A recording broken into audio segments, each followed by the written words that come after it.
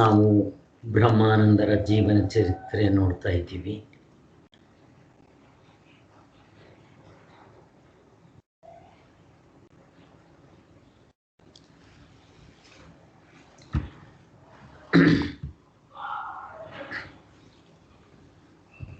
ಹಿಂದೆ ಬ್ರಹ್ಮಾನಂದರು ವಿವಿಕ್ತ ದೇಶ ಸೇವಿತ್ವ ಅಂತ ಹೇಳಿ ಅಲ್ಲಿ ಒಂದು 6 ತಿಂಗಳೇನೋ ಅಥವಾ 9 ತಿಂಗಳು ಸತತವಾದ ಸಾಧನೆ ಮಾಡಿದ್ದು ನಮಗೆಲ್ಲ ಗೊತ್ತು. ಅಲ್ಲಿ ಹಾವುಗಳು ಹುಲಿ ಬಂದು ಹೆದರ್ಕೊಳ್ದೆ ಸಾಧನೆ ಮಾಡ್ತಾ ಇದ್ದಿದ್ದಕ್ಕೆ ಸಾಕ್ಷಾತ್ ಬ್ರಹ್ಮಚೈತನ್ಯರು ಪ್ರತ್ಯಕ್ಷವಾಗಿ ತಮ್ಮ ತಲೆ ಮೇಲೆ ಕೈ ಇಟ್ಟು ಮತ್ತು ಅವರು ತತ್ವದಲ್ಲಿ ನಿಂತದ್ದನ್ನು ನೋಡಿ ಇಬ್ಬರಿಗೂ ಸಂತೋಷ ಆಯಿತು. ಈಗ ನೀನು ಈ ಲೋಕ ಕಲ್ಯಾಣವನ್ನು ಮಾಡಬೇಕಾಗಿದೆ ಅಂತ ಹೇಳಿ ಕಳಿಸ್ತಾರೆ. ಅದಾದ ಮೇಲೂ ಕೂಡ ಇವರು ಅಲ್ಲಿಂದ ಬಂದು ಅವ್ರಿಗೆ ಇಷ್ಟ ಇರೋದಿಲ್ಲ, ಗುರು ಸೇವೆ ಮಾಡಿಕೊಂಡೇ ಇರಬೇಕು ಅಂತ ಇರ್ತಾರೆ. ಅಲ್ಲಿ ರಾಮನ ಆಜ್ಞೆ ಆಗಿಲ್ಲ, ನಾನೇನು ಮಾಡಲಿ, ನೀನು ಹೋಗಬೇಕಾಗಿದೆ, ರಾಮನ ಸೇವೆ ಮಾಡಬೇಕಾಗಿದೆ. ಪೂರ್ತಿ ಆದಮೇಲೆ ನಾವೇ ಆನಂದದಲ್ಲಿ ಮುಳುಗಿರೋದಲ್ಲ, ಪಾಮರರಿಗೂ ಕೂಡ ಈ ಸುಲಭವಾದ ಸಾಧನೆ ತೋರಿಸ್ಕೊಟ್ಟು ಅವರು ತಮ್ಮ ಕೆಲಸಗಳನ್ನ ಮಾಡ್ತಾ ಹೇಗೆ ಮುಕ್ತರ ಆಗಬೇಕು ಅನ್ನೋದನ್ನು ತೋರಿಸ್ಕೊಡ್ಬೇಕು. ಬ್ರಹ್ಮಚೈತನ್ಯರದು 3 ಇಂಪಾರ್ಟೆಂಟ್ ವಿಚಾರಗಳಿತ್ತು. ಒಂದು, ಅಖಂಡವಾದ ರಾಮನಾಮ ಸ್ಮರಣೆ ಮಾಡ್ತಾ ಇರಬೇಕು. 2ನೇದು ಅನ್ನದಾನ. 3ನೇದು ರಾಮನ ಪೂಜೆ, ಸಾಕಾರ ರೂಪ, ಸಾಕಾರ ಪೂಜೆ. ಇವುಗಳನ್ನ ಅವರು ಹೇಳ್ತಾರೆ. ಎಲ್ಲಿದ್ದರೂ ಇವು 3 ಆಗ್ತಾ ಇರಬೇಕು ಅಂತ. ಹಾಗೆ ಇವ್ರನ್ನೂ ಕೂಡ ಮುಕ್ತರಾದ ಮೇಲೆ ಈಗ ನಿಮ್ಮದು ಆಗೋಯ್ತು. ಲೋಕಸಂಗ್ರಹ ಅರ್ಥವಾಗಿ ನೀನಿವಾಗ ಜನಗಳಿಗೆ ಇದನ್ನು ಪ್ರಚಾರ ಮಾಡ್ತಾ ಬರಬೇಕು. ಯಾಕೆಂತಂದರೆ ಹೇಳಿದ್ರದೆ, ಬೇರೆ ಗುರುಗಳು ಹಣಕ್ಕೋಸ್ಕರನೋ ಹೆಸರಿಗೋಸ್ಕರನೋ ಬಿರುದುಗೋಸ್ಕರನೋ ಏನೂ ಗೊತ್ತಿಲ್ಲದೆ ಪಾಮರರಾದ ಜನರನ್ನ ಮೋಸಗೊಳಿಸ್ತಾ ನಾವು ಗುರುಗಳು ನಾವು ಮುಕ್ತರಾಗಿದ್ದೀವಿ ಹೀಗೆಲ್ಲ ಹೇಳಿಕೊಂಡು ಮಾಡ್ತಾ ಇರ್ತಾರೆ. ನಿಜವಾದ ಗುರು ನಿಜವಾದ ಶಿಷ್ಯನಿಗೆ ಸಿಗೋದು ಕಷ್ಟವಾಗಿರುತ್ತೆ. ಆದ್ದರಿಂದ ನೋಡಿ, ಆಗಿನ ಕಾಲದಲ್ಲೇ ಈ ವಿಚಾರವನ್ನು ಬ್ರಹ್ಮಚೈತನ್ಯರು ಬ್ರಹ್ಮಾನಂದರಿಗೆ ತಿಳಿಸ್ಕೊಟ್ಟಿದ್ರು. ಸೊ ಅದಾದ ಮೇಲೆ ಇವರು ವಾಪಸ್ಸು ತಮ್ಮ ಊರುಗಳಿಗೆ ಬಂದು ಅಲ್ಲಿ ಆ ಅಮ್ಮನವರ ದೇವಸ್ಥಾನಕ್ಕೆ ಹೋಗಿ ಅಲ್ಲಿಂದ ಅವರು ವೆಂಕಟಪತಿ ಅಲ್ಲಿ ಹೋಗಿ ಕೆಲವು ತಿಂಗಳುಗಳಿದ್ದು, ಅದಾದ ಮೇಲೂ ಕೂಡ ಅಲ್ಲಿ ಮೌನವಾಗಿ ಅವರಷ್ಟವರು ಆ ಸುಖದ ಭೋಗವನ್ನು ಅನುಭವಿಸ್ಕೊಂಡಿರ್ತಾರೆ, ಮುಕ್ತಾನಂದವನ್ನು. ಆಗ ಗುರುಗಳು ಬಂದಿದ್ದೇ ನಾನು ಹೇಳಿದ್ದೇನು, ನೀನು ಮಾಡ್ತಾ ಇರೋದೇನು ಅಂತ ಹೇಳ್ತಾರೆ. ಅದಾದ ಮೇಲೆ ಕೊನೆಗೆ ಇವರು ಆ ವೆಂಕಟಾಪುರದಲ್ಲೇ ಆ ಒಂದು ಆಶ್ರಮವನ್ನು ಶುರು ಮಾಡಿ ಜನಗಳಿಗೆ ಅಲ್ಲಿಂದ ಶುರು ಮಾಡಬೇಕು ಅಂತ ಅನ್ಕೊತಾರೆ. ಆದರೆ ರಾಮನ ಇಚ್ಛೆ ಆಗಿರಲ್ಲ, ಅದು ಬೆಳ್ದಡಿಲೇ ಮಾಡಿದ್ರೆ ಒಳ್ಳೆಯದು ಅಂತ ಅನಿಸುತ್ತೆ. ಹಾಗಾಗಿ ಕೊನೆಗೆ ಬೆಳ್ದಡಿಗೆ ಇವರು ಬರ್ತಾರೆ. ಈಗ ಬೆಳ್ದಡಿಲಿ ಬಂದಾಗ ಇಲ್ಲೇನಾಗತ್ತೆ ಅಂತ ನಾವು ನೋಡಬೇಕಾಗಿದೆ. ಇಲ್ಲಿ ಬೆಳ್ದಡಿಗೂ ಬರ್ತಾರೆ ಇವರು. ಬಂದಿದ್ದೆ ಅದೆಲ್ಲೋ ಒಂದು ತೋಟದಲ್ಲಿರ್ತಾರೆ, ಅಲ್ಲೂ ಕೂಡ ಮೌನವಾಗೇ ಇರ್ತಾರೆ.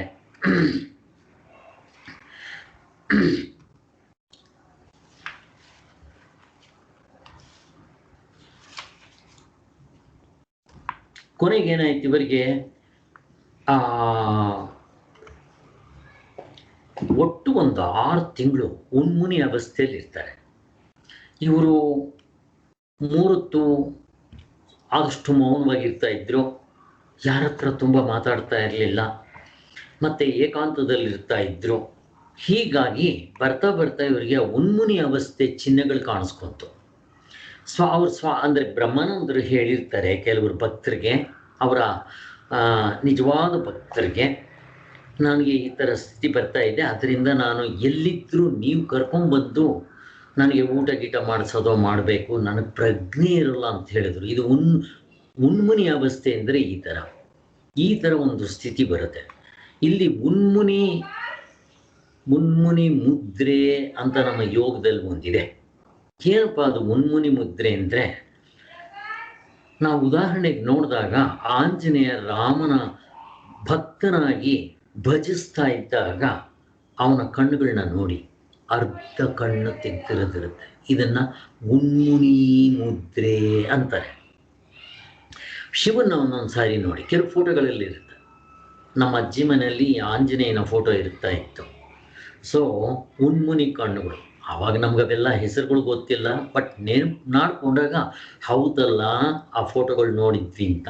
ಇವಿಬ್ಬರಲ್ಲಿ ಬಿಟ್ಟರೆ ಇನ್ನು ಮಿಕ್ಕದವ್ರಲ್ಲಿ ನಾನು ಎಲ್ಲೂ ನೋಡಿಲ್ಲ. ಆಂಜನೇಯನಲ್ಲಿ, ಶಿವನಲ್ಲಿ ಮುನ್ಮುನಿ ಮುದ್ರೆ ಕಣ್ಣುಗಳಲ್ಲಿ ಹಾಗೆ.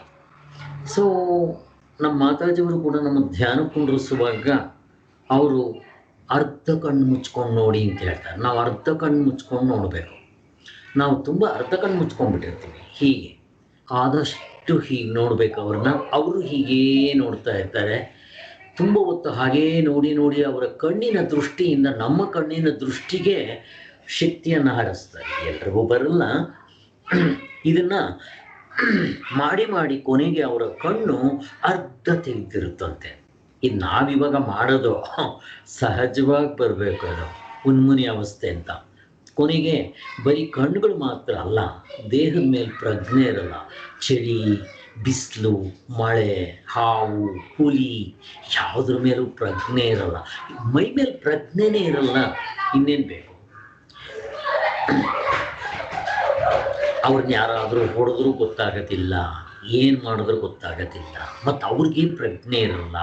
ಮೈ ಮೇಲೆ ಬಟ್ಟೆ ಇದ್ರೂ ಆಯಿತು, ಇಲ್ಲದೇ ಇದ್ರೂ ಆಯಿತು, ಅಲ್ಲಿ ಗಲೀಜಿರಲಿ, ಕೆಸರಿರಲಿ, ಗಬ್ಬಿರಲಿ, ಅಲ್ಲೇ ಮಲಗಿರ್ತಾರೆ. ಏನೇನೋ ಅನ್ಸೋದಿಲ್ಲ. ಅಂಥ ಒಂದು ಸ್ಥಿತಿ ಇದು ಮುನ್ಮುನಿ ಅವಸ್ಥೆ ಅಂತ. ಇದು ಬ್ರಹ್ಮಾನಂದರಿಗೆ ಈ ರೀತಿ ಬಂತು. 4-6 ತಿಂಗಳು ಆ ಸ್ಥಿತಿಯಲ್ಲಿ ಇದ್ದರು. ಆ ಸಂದರ್ಭದಲ್ಲಿ ಗೊತ್ತಾದಂಥ ಶಿಷ್ಯರಿಗೆ ಇವರು ಈ ರೀತಿ ಅಂತ ಹೇಳಿರ್ತಾರೆ. ಅವರು ಅವ್ರನ್ನ ಕರ್ಕೊಂಡೋಗಿ ಸ್ನಾನ ಮಾಡಿಸೋದು, ಮತ್ತು ಮಲಗಿಸೋದು, ಕೆಲವು ಸಾರಿ ಊಟ ಕೊಡೋದು, ಇವೆಲ್ಲ ಮಾಡ್ತಾ ಇರ್ತಾರೆ. ಹಾಗೆ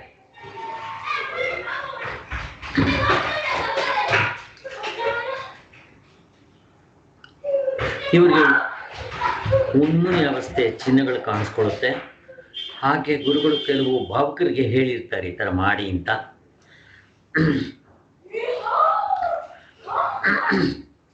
ಇದು ಎಲ್ರಿಗೂ ಬರೋದಿಲ್ಲ. ಇದು ಕೊನೆಗೆ ಏನಾಗುತ್ತೆ,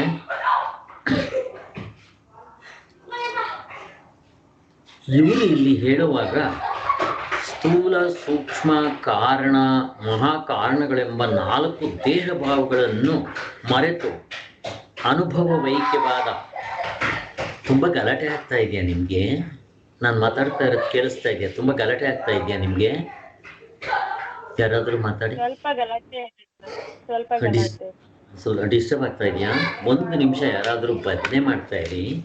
ಬಂದೆ ಇಲ್ಲಿ ಪಕ್ಕದ ಕಾಂಪೌಂಡಲ್ಲೇ ಗಲಾಟೆ ಮಾಡ್ತಾರೆ.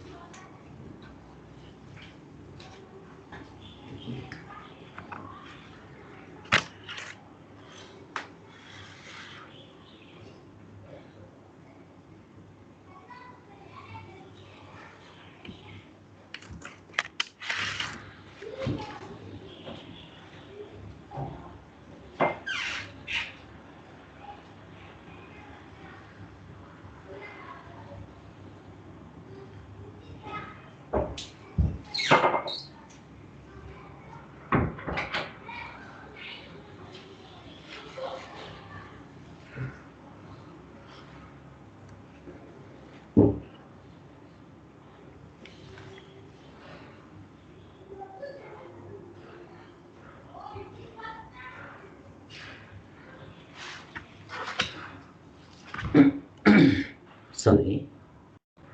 ಜೈ ಶ್ರೀರಾಮ್.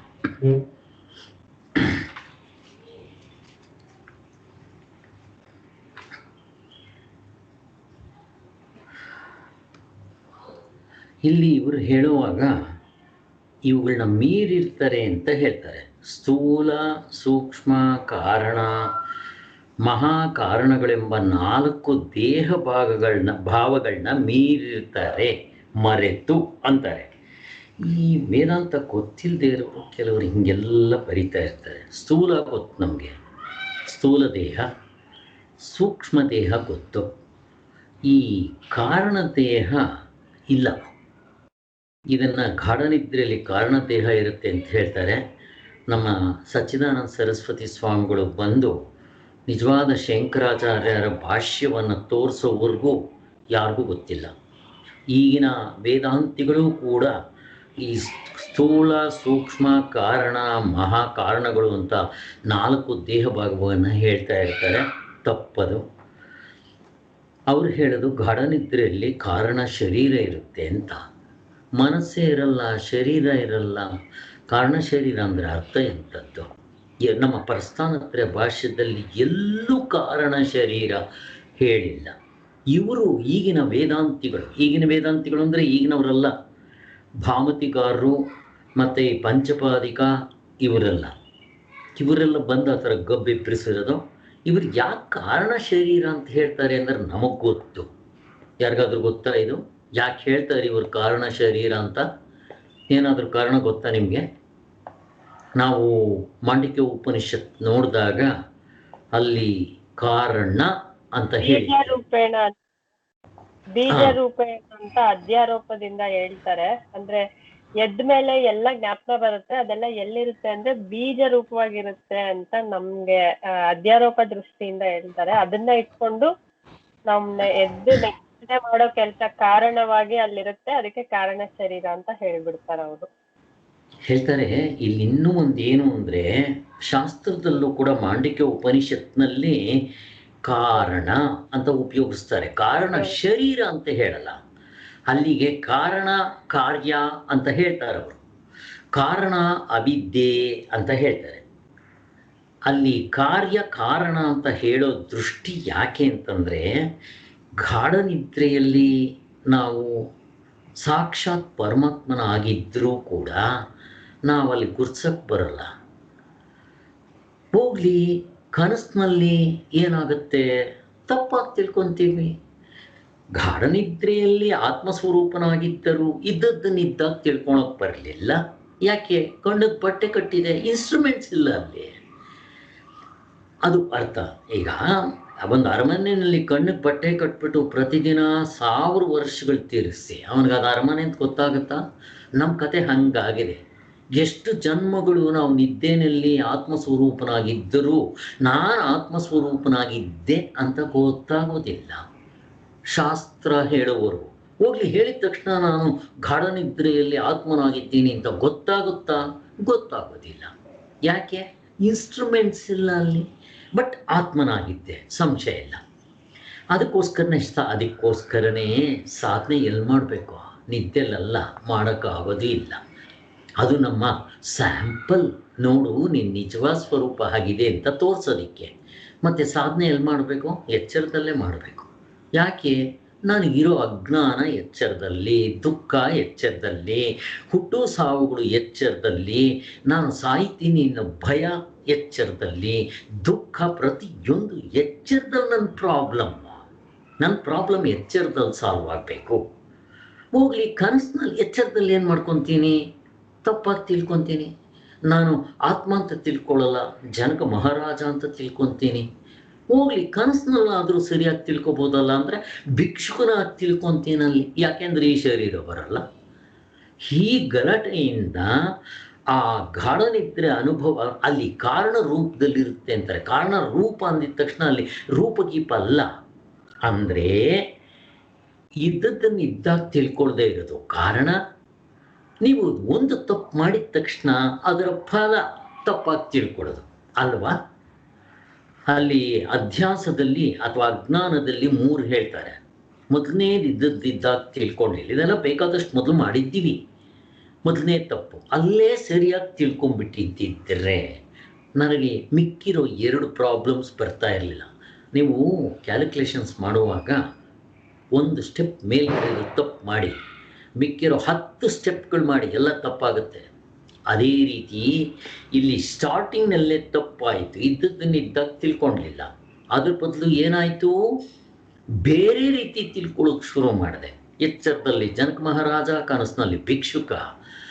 ಆ ಕಡೆಯಿಂದ ಬಂದವರು ಹಾವಲ್ಲಪ್ಪ ಅದು ಹಗ್ಗ ಅಂದಾಗ ಸಂಶಯ ಬರುತ್ತೆ. ಅದೇ ರೀತಿ ಬ್ರಹ್ಮಜ್ಞಾನಿಗಳು ಅಪ್ಪ ನೀನು ಈ ಶರೀರವಲ್ಲವೋ ಆತ್ಮಸ್ವರೂಪ ಅಂತ ಹೇಳಿದ ತಕ್ಷಣ ಅದು ಹೆಂಗೆ ಸ್ವಾಮಿ ಅಂತ ಸಂಶಯ ಬರುತ್ತೆ. ಇದು 3 ಇದ್ದದ್ದನ್ನು ಇದ್ದಾಗ ತಿಳ್ಕೊಳ್ದೇ ಇರೋದು ಒಂದು, ತಪ್ಪಾಗಿ ತಿಳ್ಕೊಳ್ಳೋದು ನಾವು. ಅದನ್ನು ಗುರುಗಳು ಬಂದು ಹೇಳಿದಾಗ ನಮಗೆ ಸಂಶಯ ಬರೋದು. ಈ 3 ಅವಿದ್ಯೆ. ಶಂಕರಾಚಾರ್ಯರು ಬಾಯಿ ಬಿಟ್ಟು ಪ್ರಸ್ಥಾನತ್ರಯ ಭಾಷ್ಯಗಳಲ್ಲಿ ಅವಿದ್ಯೆ, ಅಜ್ಞಾನ ಈ 3 ಅಂತ ಸ್ಪಷ್ಟವಾಗಿ ಹೇಳಿದ್ದಾರೆ.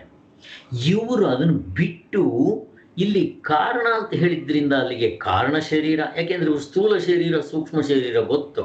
ಅಲ್ಲಿ ಕಾರಣ ಅಂತಂದರೆ ಅದನ್ನು ಹೇಳಿದ್ದು, ಇದ್ದದ್ದನ್ನು ಇದ್ದಾಗ ತಿಳ್ಕೊಳ್ಲಿಲ್ಲ.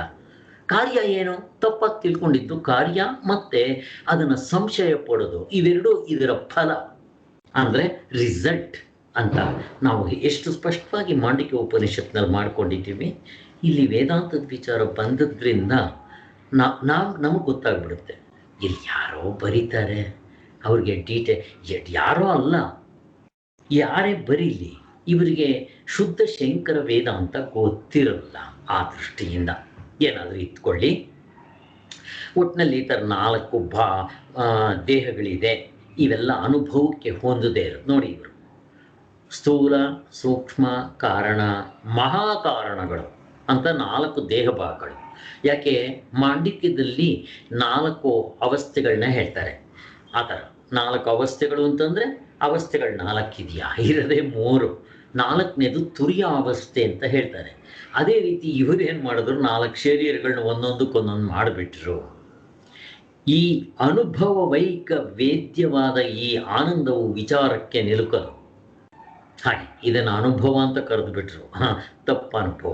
ಒಟ್ಟಿನಲ್ಲಿ ಈ ಉನ್ಮುನಿ ಅವಸ್ಥೆ ಅನ್ನೋದು ನಮ್ಮ ಅನುಭವಕ್ಕೆ ಸಿಗೋದಿಲ್ಲ, ಮನಸ್ಸಿನ ಕಲ್ಪನೆಗೂ ತೋಚಿದ್ರೂ ಎಟ್ಕೋದಿಲ್ಲ, ದೃಷ್ಟಿಗೆ ಅಗೋಚರವಾದದ್ದು, ವಾಣಿಯಿಂದ ವರ್ಣಿಸೋದಕ್ಕೆ ಆಗದೇ ಇರುವಂಥದ್ದು. ಅದು ಇದು ಕೂಡ ಸದ್ಗುರುಗಳ ಒಂದು ಕೃಪಾ ಬಲದಿಂದಲೇ ಈ ಅವಸ್ಥೆಗಳು ಬರದಂತೆ. ಉನ್ಮುನಿ ಅವಸ್ಥೆ ಇಂಥದ್ದೆಲ್ಲ ಇದು ಮುಕ್ತರ ಆದಮೇಲೆ ಬರುವಂಥದ್ದು. ಫಸ್ಟ್ ಮುಕ್ತರಾಗಬೇಕು. ಇಲ್ಲಿ ಎಷ್ಟೋ ಸಾರಿ ನಾವು ದೇಹದ ಮೇಲೆ ಪ್ರಜ್ಞೆ ಇರಲ್ಲ ಅಂತ ಹೇಳ್ತೀವಿ. ಯಾವಾಗ ಅಂತಂತಂದ್ರೆ ಈಗ ಬ್ರಹ್ಮಚೈತನ್ಯರು ಯಾರೇ ಮುಕ್ತರ ಆಗಿದ್ರು ವ್ಯವಹಾರ ಮಾಡುವಾಗ ನಾವು ಮನಸ್ಸುಗಳನ್ನ ಉಪಯೋಗಿಸುವಾಗ ನಮಗೆ ನೋವು ಆಗುತ್ತೆ. ಈಗ ರಮಣ ಮಹರ್ಷಿಗಳ ಜೊತೆಯಲ್ಲಿ ಕೊನೆಯವರೆಗೂ ಒಬ್ಬ ಇರಬೇಕು ಅಂತ ಅವನು ಪಾಲ್ ಬ್ರಂಟನ್ ಇದ್ದ. ಅವ್ರ ಜೊತೆಯಲ್ಲಿ ನಾನು ನಿಮ್ಮ ಜೊತೆಯಲ್ಲಿ 24 ಗಂಟೆ ಇರ್ತೀನಿ ಅಂತ ಕೆಲವು ದಿನಗಳು ಇದ್ದ. ಮಲಗಿದ್ದಾಗ ಅವರು ಮಧ್ಯರಾತ್ರಿಯಲ್ಲಿ ಕ್ಯಾನ್ಸರ್ ಬಂದವರು ಇನ್ನೇನು ದೇಹ ಬಿಡ್ತೀವಿ ಅಂತ ಅನ್ನೋವಾಗ ಎದ್ದು ಯಾವಾಗಲಾದರೂ ಆ ಕಡೆ ಈ ಕಡೆ ತಿರ್ಗೋವಾಗ ನೋವಿಗೂ ಏನಾದರೂ ಅಯ್ಯೋ ಅಂತಂದರೆ ಎದ್ಬಿಟ್ಟು ಇವನು ನಿಮ್ಗೆ ನೋವಾಗುತ್ತಾ ಅಂತ ಕೇಳ್ತಾ ಇದ್ದಂತೆ. ಹೌದು, ನೋವಾಗುತ್ತೆ, ದೇಹ ಇದೆ, ಮನಸ್ಸಿದೆ, ನೋವಾಗುತ್ತೆ ಅಂತಂದ್ರೆ. ಈಗ ಪ್ರಶ್ನೆ ಕೇಳಿದ್ರೆ ಅಲ್ಲ ಸ್ವಾಮಿ ಬ್ರಹ್ಮಜ್ಞಾನಿ ಇವನು ಅಶರೀರನು, ಇವನು ನೋವಾಗಬೇಕಂತ ಕೇಳಿದ್ರೆ ಮನಸ್ಸಿದ್ದಾಗ ನಾವು ಹಾಗೇ ಆಗುತ್ತೆ, ಅಷ್ಟು ತಗೋಬೇಕು ನಾವು. ಹಾಗಾದರೆ ಯಾವಾಗ ಆಗೋದಿಲ್ಲ ಈ ಉನ್ಮುನಿ ಅವಸ್ಥೆಗಳು? ನೋಡಿ, ಸಮಾಧಿ ಅವಸ್ಥೆಗಳು, ಉನ್ಮುನಿ ಅವಸ್ಥೆಗಳು, ಇಂಥ ಅವಸ್ಥೆಗಳಲ್ಲಿ ಅವರಿಗೆ ದೇಹದ ಮೇಲೆ ಪ್ರಜ್ಞೆ ಇರೋದಿಲ್ಲ, ಹಾಗಿರ್ತಾರೆ. ಇದು ಬ್ರಹ್ಮಾನಂದರಿಗಾಗಿತ್ತಂತೆ. ಇನ್ನೂ ಒಂದು ಎಕ್ಸಾಂಪಲ್ ನನಗೆ ಗೊತ್ತಿರೋದು, ನಾನು ನೋಡಿಲ್ಲ, ಇದನ್ನು ಕೇಳಿದ್ದೀನಿ, ಸ್ಪಷ್ಟವಾಗಿ ಕೇಳಿದ್ದೀನಿ. ಇದು ಪುತ್ತೂರು ಅಜ್ಜ ಅಂತ ನಾನು ತುಂಬ ಸರಿ ಹೇಳಿದ್ದೆ, ಅವ್ರ ಫೋಟೋ ಕೂಡ ತೋರಿಸಿದ್ದೆ. ಅವರು ಹಿಂದಿನ ಜನ್ಮದಲ್ಲೇನು ಮುಸ್ಲಿಂ ಆಗಿದ್ರು ಗೊತ್ತಿಲ್ಲ, ಸತ್ತೋಗ್ತಾರೆ. ನಿಮಗೆಲ್ಲ ಹೇಳಿದ್ದೆ ಕತೆ. ಅದು ಕೆಲವು ಗಂಟೆಗಳು ಜೀವ ಇರೋದಿಲ್ಲ. ಎಲ್ಲ ಇವರು ಸ್ಮಶಾನಕ್ಕೆ ತೊಗೊಂಡು ಹೋಗ್ಬೇಕು ಅಂತೇಳಿ ಕಟ್ಗೆ ಕಟ್ತಾ ಇರ್ತಾರೆ. ಅಷ್ಟರಲ್ಲಿ ಜೀವ ಬಂದ್ಬಿಡುತ್ತೆ ಇವ್ರಿಗೆ. ಅದು ಹೆಂಗೋ ಬಂದಿದ ತಕ್ಷಣ ಅವ್ರ ಬಾಯಿನಿಂದ ಕುರಾನ್ ಮಂತ್ರಗಳು ಬರ್ತಾ ಇರುತ್ತೆ. ಅವರ ಮನೆ ಎದುರುಗಡೆ ಒಬ್ಬ ಮುಸ್ಲಿಂ ಅಂಗಡಿಯವನು ಇರ್ತಾನೆ. ಅವನು ಕುರಾನ್ ಮಂತ್ರಗಳು ಬರ್ತಾ ಇದೆ, ಎಲ್ಲಿಂದ ಬರ್ತಾ ಇದೆ ಅಂತ ಹೋಗಿ ನೋಡ್ತಾನೆ. ಇವರು ಯಾವತ್ತೂ ಹಿಂದಿ ಗೊತ್ತಿಲ್ಲ, ಮುಸ್ಲಿಂ ಭಾಷೆ ಗೊತ್ತಿಲ್ಲ, ಮತ್ತು ಇವರೇನು ಅಧ್ಯಾತ್ಮದಲ್ಲಿ ಇದ್ದವರಲ್ಲ. ಇದ್ದಂಗೆ ಇವ್ರ ಬಾಯಿನಲ್ಲಿ ಇರ್ತಾರೆ. ಬರಬೇಕಾದ್ರೆ ಏನು ಅಂತ ಅವನಿಗೆ ಆಶ್ಚರ್ಯ ಆಗುತ್ತೆ. ಕೊನೆಗೇನಾಗುತ್ತೆ, ಇವರಿಗೆ ಮತ್ತೆ ಪ್ರಾಣ ಮಾಮೂಲಿಯಾಗಿ ಬಂದ್ಬಿಡುತ್ತೆ, ಮಾಮೂಲಿಯಾಗಿರ್ತಾರೆ. ಆದರೆ ಆ ಮೊದಲು ಥರ ಜೀವನ ಮಾಡೋದಿಲ್ಲ. ಒಂಥರ ಸಂಸಾರದಲ್ಲಿ ಆಸಕ್ತಿ ಇಲ್ಲ. ಕೊನೆಗೆ ಆ ಊರಾಚೆ ಎಲ್ಲೋ ಒಂದು ಕಡೆ ಕೈನಲ್ಲೇ ಅವ್ರು ಹಾಕ್ಕೊಂಡು ಒಂದು ಗುಹೆ ಥರ ಮಾಡ್ಕೊತಾರೆ. ಕೊನೆಗೆ ಅಲ್ಲೇ ಇದ್ದುಕೊಂಡು ಧ್ಯಾನ ಮಾಡ್ಕೊಂಡಿರ್ತಾರೆ. ಮೈ ಮೇಲೆ ಪ್ರಜ್ಞೆ ಇರಲ್ಲ. ಆ ಎದುರು ಮನೆಯ ಮುಸ್ಲಿಮ್ನವನು ಇವ್ರನ್ನ ಕೊನೆಯವರೆಗೂ ಕಾಪಾಡ್ತಾನೆ. ನೋಡ್ರಿ, ಮುಸ್ಲಿಂ ಆದರೆ ಏನು, ಹಿಂದೂಗಳಾದರೆ ನಾವು ಕಿತ್ತಾಡ್ತೀವಿ, ಅವನ್ನ ಕೊನೆಯವರೆಗೂ ಅವ್ರನ್ನ ಕಾಪಾಡ್ತಾ ಇದ್ದ. ಬೇರೆಯವ್ರಿಗೆ ಯಾರು ಅಂದರೆ ಅಷ್ಟು ಗೊತ್ತಿಲ್ಲ. ಅದು ಇದನ್ನೇ ಹೇಳೋದು ಈ ಹಿಂದಿನ ಜನ್ಮದ ಕನೆಕ್ಷನ್ ಅಂತ. ಅವನು ಅವ್ರನ್ನ ಹುಡ್ಕೊಂಡೋಗಿ ಎಲ್ಲಾದರೂ ಬಿದ್ದಿದ್ರೆ ಅವ್ರನ್ನ ಎತ್ಕೊಂಡು, ಮೈ ಮೇಲೆ ಪ್ರಜ್ಞೆ ಇರ್ತಾ ಇರಲಿಲ್ವಂತೆ, ಹೀಗೆ ಮೈ ಮೇಲೆ ಹಾಕ್ಕೊಂಡು ಆ ಕತೆ ಬರುತ್ತೆ ನೋಡಿ, ಯಾವುದೋ ಕತೆ, ಅಲ್ಲಿ ಅವನು ಪಿಶಾಚಿ ಕತೆ, ಬೇತಾಳನ ಕತೆ. ಅವನ ದೇಹ ಹಿಂಗೆ ಹಾಕ್ಕೊಂಡು, ತುಂಬ ಸಣ್ಣಕ್ಕಿದ್ರು ಅವರು, ಅಜ್ಜ, ಪುತ್ತೂರು ಅಜ್ಜ, ಒಳ್ಳೆ ಒಳ್ಳೆ ಗಿಣಿ ಮರಿ ಇದ್ದಂಗೆ ಇರ್ತಾ ಇದ್ರು. ಅವ್ರನ್ನ ಹಿಂಗೆ ಹಾಕ್ಕೊಂಡು ಆ ಮುಸ್ಲಿಂ ಮನೆ ಕರ್ಕೊಂಬಂದು ಮಲಗಿಸ್ತಾ ಇದ್ದಂತೆ. ಇದು ಉನ್ಮುನಿ ಅವಸ್ಥೆ. ಎಷ್ಟೋ ದಿನ ಅವ್ರಿಗೆ ಮೈ ಮೇಲೆ ಪ್ರಜ್ಞೆ ಇರಲ್ಲ, ಎಲ್ಲೋ ಹಳ್ಳದಲ್ಲಿ ಬಿದ್ದಿರ್ತಾರೆ. ಸೊ ಹೀಗೆ ಇವ್ರಿಗೂ ಈ ಸ್ಥಿತಿ ಬಂತು. ಈಗ ಬಂದಾಗ ಏನೇನಾಗ್ತಾ ಇತ್ತು ಇವರಿಗೆ, ಇದು ನಮಗೆ ನಮ್ಮ ಮನಸ್ಸಿಗೆ, ಕಲ್ಪನೆಗೆ, ಮಾತಿಗೆ ಸಿಗದೆ ಇರುವಂಥ ಅವಸ್ಥೆ. ಇಲ್ಲಿ ಈ ಸಂದರ್ಭದಲ್ಲಿ ಕಾಮಕ್ರೋಧ ಅರಿಷಟ್ ವರ್ಗಗಳು ಇವು ಏನೂ ಇರೋದಿಲ್ಲ. ದೇಹದ ಮೇಲೆ ಹುಲಿ ಆಡಲಿ, ಕೈ ಕಟ್ ಮಾಡಿಬಿಡ್ಲಿ, ಅವರು ನೋವೇ ಆಗೋದಿಲ್ಲ. ಈ ಸ್ಥಿತಿನಲ್ಲಿ ಇವರು ಇದ್ರಪ್ಪ. ಯಾರು? ಸದಾಶಿವ ಬ್ರಹ್ಮೇಂದ್ರರು ನಡ್ಕೊಂಡು ಹೋಗ್ತಾ ಇದ್ರು. ಒಂದ್ಸಾರಿ ರಾಜ ಹಿಂದೆಗಡೆಯಿಂದ ಹೋಗ್ತಾನೆ. ಮುಂದೆ ಹೋದಾಗ ಇವನು ಯಾರು, ಇವನು ನನ್ನ ಮುಂದೆ ಹಿಂಗೆ ಹೋಗ್ತಾನಲ್ಲ ಬಟ್ಟೆ ಬಿಚ್ಕೊಂಡು ಅಂತ ಹೇಳಿ ಅವನ ಕೋಪ ಬಂದು ಕೈ ಕಟ್ ಮಾಡಿಬಿಡ್ತಾನೆ ಅವರಿಗೆ. ಕೈ ಕಟ್ ಮಾಡಿದಾಗ ಅವರು ಹಾಗೇ ಹೋಗ್ತಾ ಇರ್ತಾರೆ. ಈ ರಾಜನ್ಗೆ ಆಶ್ಚರ್ಯ ಆಗುತ್ತೆ, ಏನಿದು, ನನ್ನ ಕೈ ಕಟ್ ಮಾಡಿದ್ರೆ ಅವನು ನೋವಿಲ್ಲ, ಏನೂ ಇಲ್ಲ, ಅವನು ಹೋಗ್ತಾ ಇದ್ದಾನೆ ಅಂತ ಹೋಗಿ ಕಾಲಿಟ್ಕೊತಾನೆ. ಯಾಕೆ ಅಂತ ಕೇಳ್ತಾನೆ. ನಿಮ್ಮ ಸ್ವಾಮಿ ನಿಮ್ಮ ಕೈ ಕಟ್ ಮಾಡಿಬಿಟ್ಟೆ ಅಂತಾನೆ. ಅವ್ರು ನೋಡ್ಕೊತಾರೆ, ಕೈ ಬಂದು ಹಾಗೆ ಸೇರ್ಕೊಂಡ್ಬಿಡುತ್ತೆ. ನನ್ನ ಕ್ಷಮಿಸಿ ಅಂತ ಹೇಳಿ ಆವಾಗ ಅವ್ರಿಗೆ ಗೊತ್ತಾಗುತ್ತೆ ಇವರು ಮಹಾತ್ಮರು ಅಂತ. ಈ ಸ್ಥಿತಿಗಳು ಬಂದಾಗ ದೇಹದ ಮೇಲೆ ಪ್ರಜ್ಞೆ ಇರಲ್ಲ, ಸಿದ್ಧಿಗಳು ತಾವಾಗಿರುತ್ತೆ. ಅವರು ಮನಸ್ಸು ಮಾಡಿದ್ರೆ ಅಥವಾ ಸುಮ್ಮನೆ ಅವರು ದರ್ಶನ ಮಾಡಿದ್ರೆ ಬೇಕಾದಷ್ಟಾಗತ್ತೆ ಈ ಸ್ಥಿತಿಗಳು. ಇಲ್ಲಿ ಕಾಮ ಕ್ರೋಧ ಅರಿಷಡ್ವಗಳ ಭಯ ಇರೋದಿಲ್ಲ ಅಂತ ಹೇಳ್ತಾರೆ. ಹಲವು ಸತ್ಪುರುಷರಂತೂ ಆ ಅಸದೃಶ್ಯವಾದ ಸುಖವನ್ನು ಬಿಟ್ಟುಕೊಡಲು ಮನಸ್ಸು ಒಪ್ಪೋದಿಲ್ಲ. ಕೆಲವರು ಈ ಸ್ಥಿತಿ ಬಂದ್ಬಿಟ್ರೆ ಮತ್ತೆ ಈ ಪ್ರಪಂಚಕ್ಕೆ ಬರೋಕ್ಕೆ ಇಷ್ಟಪಡೋಲ್ಲ. ಆದರೆ ಈ ಪಾಮರರಿಗೆ ಇಂಥವರಿಂದ ಸಹಾಯ ಆಗೋದಿಲ್ಲ, ಅಂದರೆ ಸಾಧನೆ ದೃಷ್ಟಿಯಿಂದ. ಯಾಕೆಂದ್ರೆ ಅವರು ಏನು ಮಾತಾಡೋದಿಲ್ಲ. ಆದರೆ ಅಂಥವ್ರು ದರ್ಶನ ಮಾಡಿದ್ರೆ ಪುಣ್ಯ ನಮಗೆ, ಆ ರೀತಿ. ಆದರೆ ಬ್ರಹ್ಮಚೈತನ್ಯರು ಹೇಳ್ತಾ ಇದ್ದಿದ್ದು, ನೀನು ಹೀಗಿರಬಾರ್ದು, ನೀನು ಪಾಮರರಿಗೂ ಕೂಡ ಇದು ಏನಾಗುತ್ತೆ ಅಂದರೆ ಡಂಗುರ ಹೊಡೆದ್ರೇ ನಾವು ಎದ್ದೇಳಲ್ಲ. ಇನ್ನು ಸುಮ್ಮನೆ ಈ ಥರ ಇದ್ದುಬಿಟ್ಟು ನಾವು ಮೌನಂ ವ್ಯಾಖ್ಯಾನಂ ಎಷ್ಟು ಜನಕ್ಕೆ ಅರ್ಥ ಆಗುತ್ತೆ? ಇವಾಗ ರಮಣ ಮಹರ್ಷಿಗಳು ಹೇಳಿದ್ದೆ ನಾನಂದರೆ ಯಾರು ಎಷ್ಟು ಜನಕ್ಕೆ ಅರ್ಥ ಆಗುತ್ತೆ? ಹೊಳೆ ನರಸೀಪುರ ಸ್ವಾಮಿಗಳು ಬಂದು ಅದನ್ನು ಸ್ಪಷ್ಟವಾಗಿ ತಿಳಿಸ್ಕೊಡೋವರೆಗೂ ನಾನಂದರೆ ಯಾರು ಅಂತ ಗೊತ್ತಾಗೋದೇ ಇಲ್ಲ. ರಮಣ ಮಹರ್ಷಿಗಳು ಹೇಳ್ತಾ ಇದ್ರು ನಾನಂದರೆ ಯಾರು, ಏನಿದ್ರು ನಾನಂದರೆ ಯಾರು ಅಂತ ಅರ್ಥ ಆಗಲ್ಲ. ಎಲ್ಲಿಂದ ಬಂದು ಅಲ್ಲಿಗೆ ಹೋಗು ಅಂತಾರೆ. ಅವ್ರು ಎಕ್ಸ್ಪ್ಲೇನ್ ಮಾಡ್ತಾ ಇರಲಿಲ್ಲ, ಅರ್ಥ ಆಗ್ತಾ ಇರಲಿಲ್ಲ. ಈ ಒಂದು ಕಷ್ಟ ಬರ್ತಾ ಇತ್ತು ಇಲ್ಲಿ. ಆದ್ದರಿಂದ ಇಂಥ ಕೆಲವು ಸ್ಥಿತಿಗಳಿದೆ. ಕೆಲವರು ಅದೇ ಅವಸ್ಥೆಯಲ್ಲಿ ಜೀವನ ಕಳೆದು ಬಿಡ್ತಾರೆ. ನಾನು ಇನ್ನೊಬ್ಬರನ್ನ ನೋಡಿದ್ದೆ ಈ ಥರ. ಅವ್ರನ್ನ ತೆಲುಗು ಮಾತಾಡ್ತಾ ಇದ್ರು.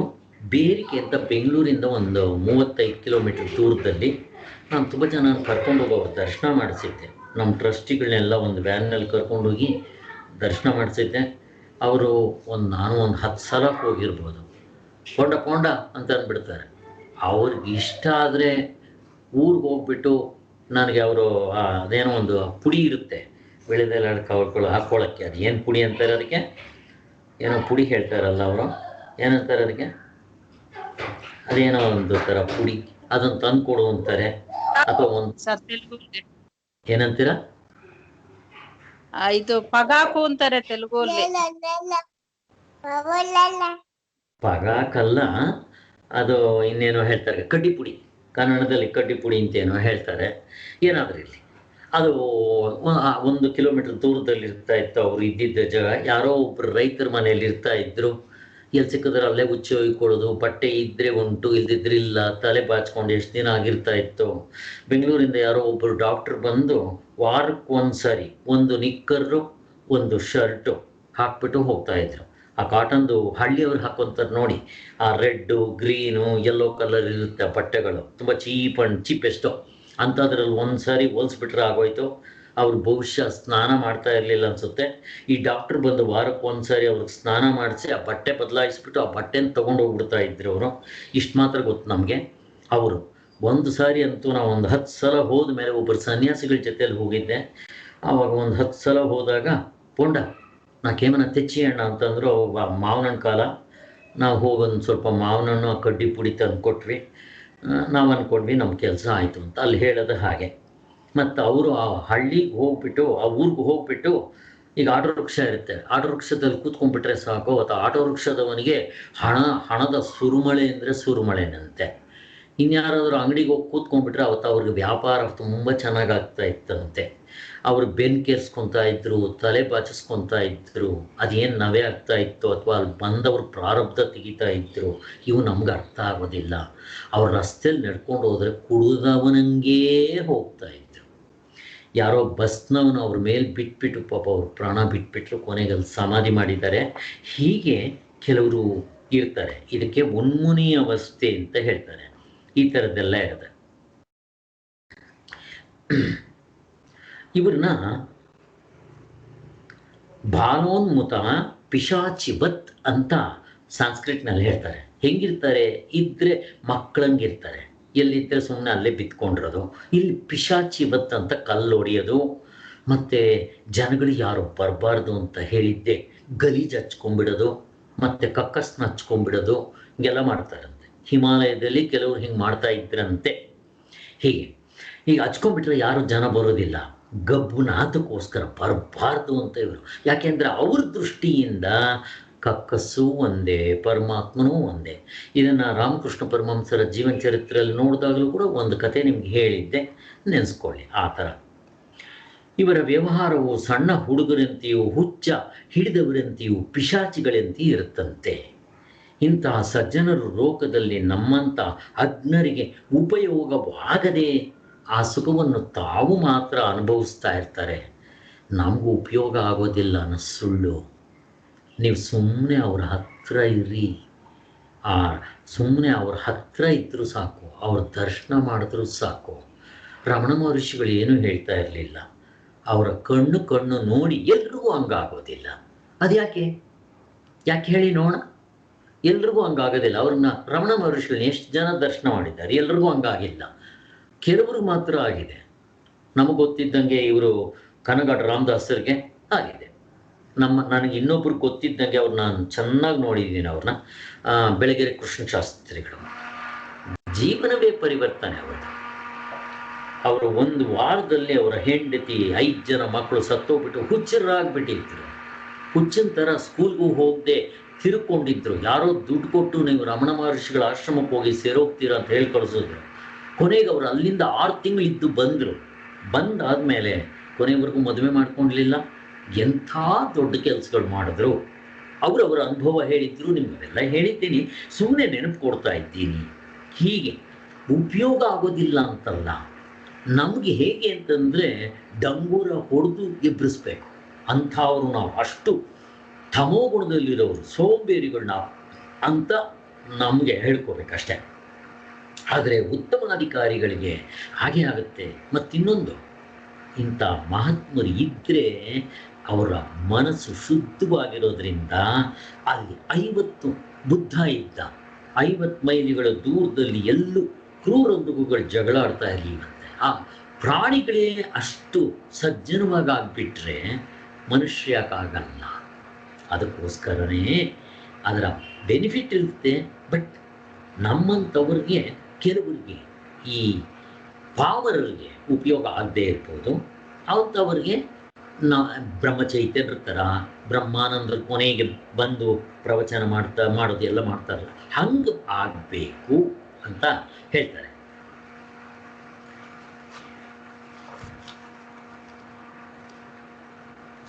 ಇನ್ನು ಕೆಲವರು ಏನು ಮಾಡ್ತಾರೆ, ಅಂತ ಅವಸ್ಥೆ ಸ್ವಲ್ಪ ದಿವಸ ಅನುಭವಿಸಿದ ಮೇಲೆ ಈ ಗುರುಗಳ ಆಜ್ಞೆ ಇರುತ್ತೆ, ಏನೋ ಇರುತ್ತೆ, ಮತ್ತೆ ಈ ಸ್ಥಿತಿಗೆ ಬಂದು ಲೋಕ ಕಲ್ಯಾಣಕ್ಕೆ ಮಾಡ್ತಾರೆ.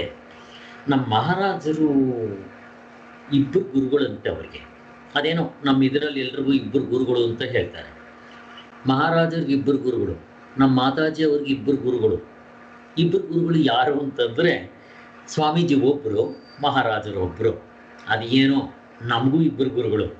ಈ ಕಡೆ ಯೋಗದ ಕಡೆ ಒಂದು ನಮ್ಮ ಮಾತಾಜಿ ಅವರು, ಈ ವೇದಾಂತದ ಕಡೆ ಈ ಕಡೆ ಭಗವತ್ಪಾದರು, ಕುಲಕರ್ಣಿ ಸ್ವಾಮಿಗಳು, ಮತ್ತು ಈ ಸಚ್ಚಿದಾನಂದ ಸರಸ್ವತಿ ಸ್ವಾಮಿಗಳು, ಹೀಗೆ ಅದೇನೋ ಗೊತ್ತಿಲ್ಲ. ಹಾಗೆ ಮಹಾರಾಜರು ನಮ್ಮ ಮಾತಾಜಿಯವರ ಗುರುಗಳು, ಎರಡನೇ ಗುರುಗಳು ಮಹಾರಾಜ ಅಂತ, ಅವ್ರಿಗಿಬ್ಬರು ಗುರುಗಳು. ಅಲ್ಲಿ ಮೊದಲನೇ ಗುರುಗಳು ಅವ್ರಿಗೆ ತಲೆ ಮೇಲೆ ಕೈ ಇಟ್ಟರಂತೆ, ಅದೆಷ್ಟೋ ಗಂಟೆಗಳು, ಇದನ್ನು ನಾನು ನಿನಗೆ ಕೊಟ್ಟಿದ್ದೀನಿ, ಇನ್ನು ನೀನು ಅದನ್ನು ನಿನ್ನ ಸ್ವಂತ ಅನುಭವದಿಂದ ಮಾಡ್ಕೋ ಹೋಗ್ ಅಂದ್ರಂತೆ. ಅವ್ರು ಹೇಳ್ತಾರೆ, ಟಿ ವಿನಲ್ಲಿ ನೋಡುವಂಗೆ ನನಗೆಲ್ಲ ಗೊತ್ತಾಗ್ತಾ ಇತ್ತು. ಅದು ಅವ್ರು ಕೊಟ್ಟಿದ್ದು ಪೂರ್ತಿ ಇರೋಲ್ಲ, ಮತ್ತು ಅದನ್ನು ನಮ್ಮದಾಗಿ ಮಾಡ್ಕೋಬೇಕು ಸಾಧನೆ ಮಾಡಿ. ಎರಡನೇ ಗುರುಗಳ ಹತ್ರ ಹೋದ್ರಂತೆ. ಅವರು ಕೂಡ ನಾನು ವಿದ್ಯೆ ಕೊಡ್ತೀನಿ ನಿನಗೆ, ಆದರೆ ನೀನು ಲೋಕ ಕಲ್ಯಾಣಕ್ಕೆ ಕೊಡ್ತೀನಿ ಅನ್ನಂಗಿದ್ರೆ ಕೊಡ್ತೀನಿ, ನನಗೆ ಭಾಷೆ ಕೊಡ್ಬೇಕು, ಇಲ್ದ್ರೆ ನಿಮಗೆ ಕೊಡೋದೇ ಇಲ್ಲ ಅಂತಂದ್ರಂತೆ. ಇವ್ರ ಹತ್ರ ಭಾಷೆ ತಗೊಂಡು ಆ ವಿದ್ಯೆನ ಕೊಟ್ಟರಂತೆ. ಅದಕ್ಕೋಸ್ಕರನೇ ಇವರು 5 ಆಶ್ರಮಗಳು ಕೂಡ ಕಟ್ಟಿದ್ರು. ಒಂದು ಡೆಲ್ಲಿ, ಪೆಹಲ್ಗಮ್, ಉತ್ತರಕಾಶಿ, ಗಂಗೋತ್ರಿ ಮತ್ತು ಜಮ್ಮು ಕಾಶ್ಮೀರ್ನಲ್ಲಿತ್ತು. ಅವೆಲ್ಲ ಕ್ಲೋಸ್ ಮಾಡಿಬಿಟ್ರು. ಹೀಗಾಗಿ ಉತ್ತರ ಕಾಶಿನೂ ಬಿಟ್ಬಿಟ್ಟು ಇವಾಗ ಸದ್ಯಕ್ಕೆ ಇರೋದು ಆಶ್ರಮಗಳು ಯೋಗಾನಿಕೇತನ್ ಅಂತಂದರೆ ಡೆಲ್ಲಿನಲ್ಲಿದೆ. ಅದನ್ನೇ ಮೊದಲು ಇವಾಗ ಪೆಹಲ್ಗಮ್ ಅಂತ ಇತ್ತಲ್ಲ, ಅದನ್ನು ಕುಲು ಮನಾಲಿಲಿ ಒಂದು ಆಶ್ರಮ ಇದೆ, ಮತ್ತು ಇದರಲ್ಲಿ ಋಷಿಕೇಶ್ನಲ್ಲಿ ಒಂದಿದೆ. ಸೊ ಇವಾಗ ಸದ್ಯಕ್ಕೆ 3 ಕಡೆ ಆಶ್ರಮಗಳು. ಅದಲ್ಲದೆ ಇವಾಗ ಬೆಂಗಳೂರಿನಲ್ಲೂ ಇದೆ, ಕನ್ಯಾಕುಮಾರಿ ಅಂತ. ಅದರದೇ ಒಂದು ಬ್ರ್ಯಾಂಚು ಬೆಂಗಳೂರು ಲೋಕಲ್ನಲ್ಲಿ ಒಂದಿದೆ, ಅದನ್ನು ಯೋಗಾನಿಕೇತನ್ ಅಂತಲೇ ಇಟ್ಕೊಂಡಿದ್ದಾರೆ. ಅದು ಸಿಟಿನಲ್ಲಿದೆ. ಇದು 32 ಕಿಲೋಮೀಟ್ರ್ ಇದೆ. ಇಲ್ಲಿ ಬೆಳಗ್ಗೆಯಿಂದ ಸಾಯಂಕಾಲದವರೆಗೂ ಆಗೋ ಪ್ರೋಗ್ರಾಮ್ಗಳಾಗುತ್ತೆ. ಇನ್ನು ನಮ್ಮ 32 ಕಿಲೋಮೀಟ್ರ್ ದೂರದಲ್ಲಿರೋ ಆಶ್ರಮದಲ್ಲಿ ಲಾಡ್ಜಿಂಗ್ ಬೋರ್ಡಿಂಗ್ ಫೆಸಿಲಿಟೀಸ್ ಇರೋದ್ರಿಂದ ಅಲ್ಲಿ ನಾವು ಶಿಬಿರಗಳು ಇವೆಲ್ಲ ಕಂಡಕ್ಟ್ ಮಾಡ್ತಾ ಇರ್ತೀವಿ. ಈ ರೀತಿ ಮಾಡ್ತಾ ಇರ್ತೀವಿ. ಹೀಗೆ ಯಾಕೆ ಹೇಳಿದೆ ಅಂತಂದರೆ, ಆ ಗುರುಗಳು ಕೂಡ ಅವ್ರಿಗೆ ಈ ವಿದ್ಯೆಯನ್ನು ನೀನು ಜನಗಳಿಗೆ ಕೊಟ್ಟರೆ ನಾನು ಕೊಡ್ತೀನಿ, ನೀನು ಮೊದಲೇ ಭಾಷೆ ಕೊಡಬೇಕು ಅಂತ ತೊಗೊಂಡಿದ್ರು ಅಂತ ಹೇಳ್ತಾರೆ. ಇಲ್ಲಿ ಬ್ರಹ್ಮಾನಂದಗೂ ಕೂಡ ಬ್ರಹ್ಮಚೈತನ್ಯರು ಹಾಗೆ ಹೇಳ್ತಾರೆ, ಇದು ನೀನು ಮಾತ್ರ ಅನುಭವಿಸೋದಲ್ಲ, ಜನಗಳಿಗೆ ಇದನ್ನು ಪ್ರಚಾರ ಮಾಡಬೇಕು ಅಂತಲೇ ಹೇಳಿರ್ತಾರೆ ಅಂತ ಗೊತ್ತು ನಮಗೆ. ಈ ಉನ್ಮುನಿ ಅವಸ್ಥೆ ದಾಟುವುದು ಕಷ್ಟ ಸಾಧ್ಯ ಅಂತ ಕೆಲವರು ಹೇಳ್ತಾರಂತೆ. ಸದ್ಗುರುಗಳು ಕೃಪಾಬಲದಿಂದ ಮಾತ್ರ ಶೀಘ್ರದಲ್ಲಿ ಪಾರಾಗಲು ಶಕ್ತರಾಗ್ತಾರೆ. ಇದು ಒಂದು ಸಾರಿ ಮುಕ್ತರಾದ ಮೇಲೆ ಈ ಅವಸ್ಥೆಗಳು ಬರಬೇಕು ಅಂತೇನೂ ಇಲ್ಲ. ನೀವು ಮುಕ್ತರಾಗದಷ್ಟೇ ಬೇಕಾಗಿರೋದು. ಆಮೇಲಿನ ಅವಸ್ಥೆಗಳು ಅದನ್ನು 4 ಥರ ಹೇಳ್ತಾರೆ. ಅರ್ಥವರು ಕನ್ನಡದಲ್ಲಿ, ಬೆರ್ತವರು, ನುರ್ತವರು, ಮೈ ಮರ್ತವರು ಇವರು ಉನ್ಮುನಿ ಮುದ್ರೆಯಲ್ಲಿರೋರು ಇವರೆಲ್ಲ ಅರ್ಥವರು. ನಮ್ಮ ಹೊಳೆನರಸೀಪುರ ಸ್ವಾಮಿಗಳು, ಭಗವತ್ಪಾದರು ಅರ್ಥಿರ್ತಾರೆ, ಅವರು ತತ್ವನ ಕಂಡಿರ್ತಾರೆ. ಅರ್ಥವರು. ಬೆರ್ತವರು ಅದರಲ್ಲೇ ಮುಳುಗೋಗಿರ್ತಾರೆ. ಅರ್ಥವರು, ಬೆರ್ತವರು, ಅರ್ಥವರು, ಬೆರ್ತವರು, ಮೈ ಮರ್ತವರು, ಇನ್ನೊಂದೇನೋ ಇದೆ, ಏನಾದರೂ ಇಲ್ಲಿ 4 ಥರ. ಅದನ್ನು ಸಂಸ್ಕೃತನಲ್ಲಿ ಕೂಡ ಬೇರೆ ಒಂದು ವರ್ಡ್ಗಳಿಂದ ಹೇಳ್ತಾರೆ. ಅದಕ್ಕೆ ಬ್ರಹ್ಮವಿತ್ ಇವೆಲ್ಲ ಕೆಲವು ಅದೇ ಥರ ವರ್ಡ್ಗಳು ಬರುತ್ತೆ. 4 ಹೇಳ್ತಾರೆ. ಏನೇ ಹೇಳಿ ನಮ್ಮ ಗುರುಗಳು ಹೇಳ್ತಾ ಇದ್ರು. ಹೇಗೆ 4 ಥರ ಮತ್ತೆ ಅದರ ಡಿಫ್ರೆನ್ಸ್ ಬಂತಲ್ಲ ಸ್ವಾಮಿ, ಅವಸ್ಥೆಗಳು ಇಲ್ಲ ಅಂತೀರಾ, 3 ಅಂತೀರಾ, ಪರಮಾತ್ಮ ಒಂದೇ ಅಂತೀರಾ, ಇರುವ ಅರಿವು ಆನಂದ ಅಂತೀರಾ, ಮುಕ್ತರಾದ್ಮೇಲೆ ಒಂದೇ ಅಂತೀರಾ, ಮತ್ತೆ ಅರ್ಥವ್ರು ಬೆರ್ತವ್ರು ನುರ್ತವ್ರು ಮೈ ಮರ್ತವ್ರು 4 ಹೇಳ್ತೀರಾ. ಎಂಥ ಸ್ವಾಮಿ ಇದು ಅಂತಂದ್ರೆ ವ್ಯತ್ಯಾಸ ಇಲ್ಲ, ನಾವು ಅರ್ಥ ಮಾಡ್ಕೋಬೇಕಷ್ಟೆ. ಮತ್ತೇನದು? ಈಗ ನಿಮ್ಗೆ ಅಮೃತ ಕೊಡ್ತಾರೆ, ಆ ಅಮೃತವನ್ನ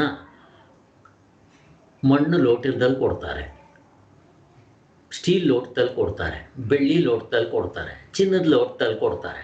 ಏನು ವ್ಯತ್ಯಾಸ? ಅಮೃತವೇ.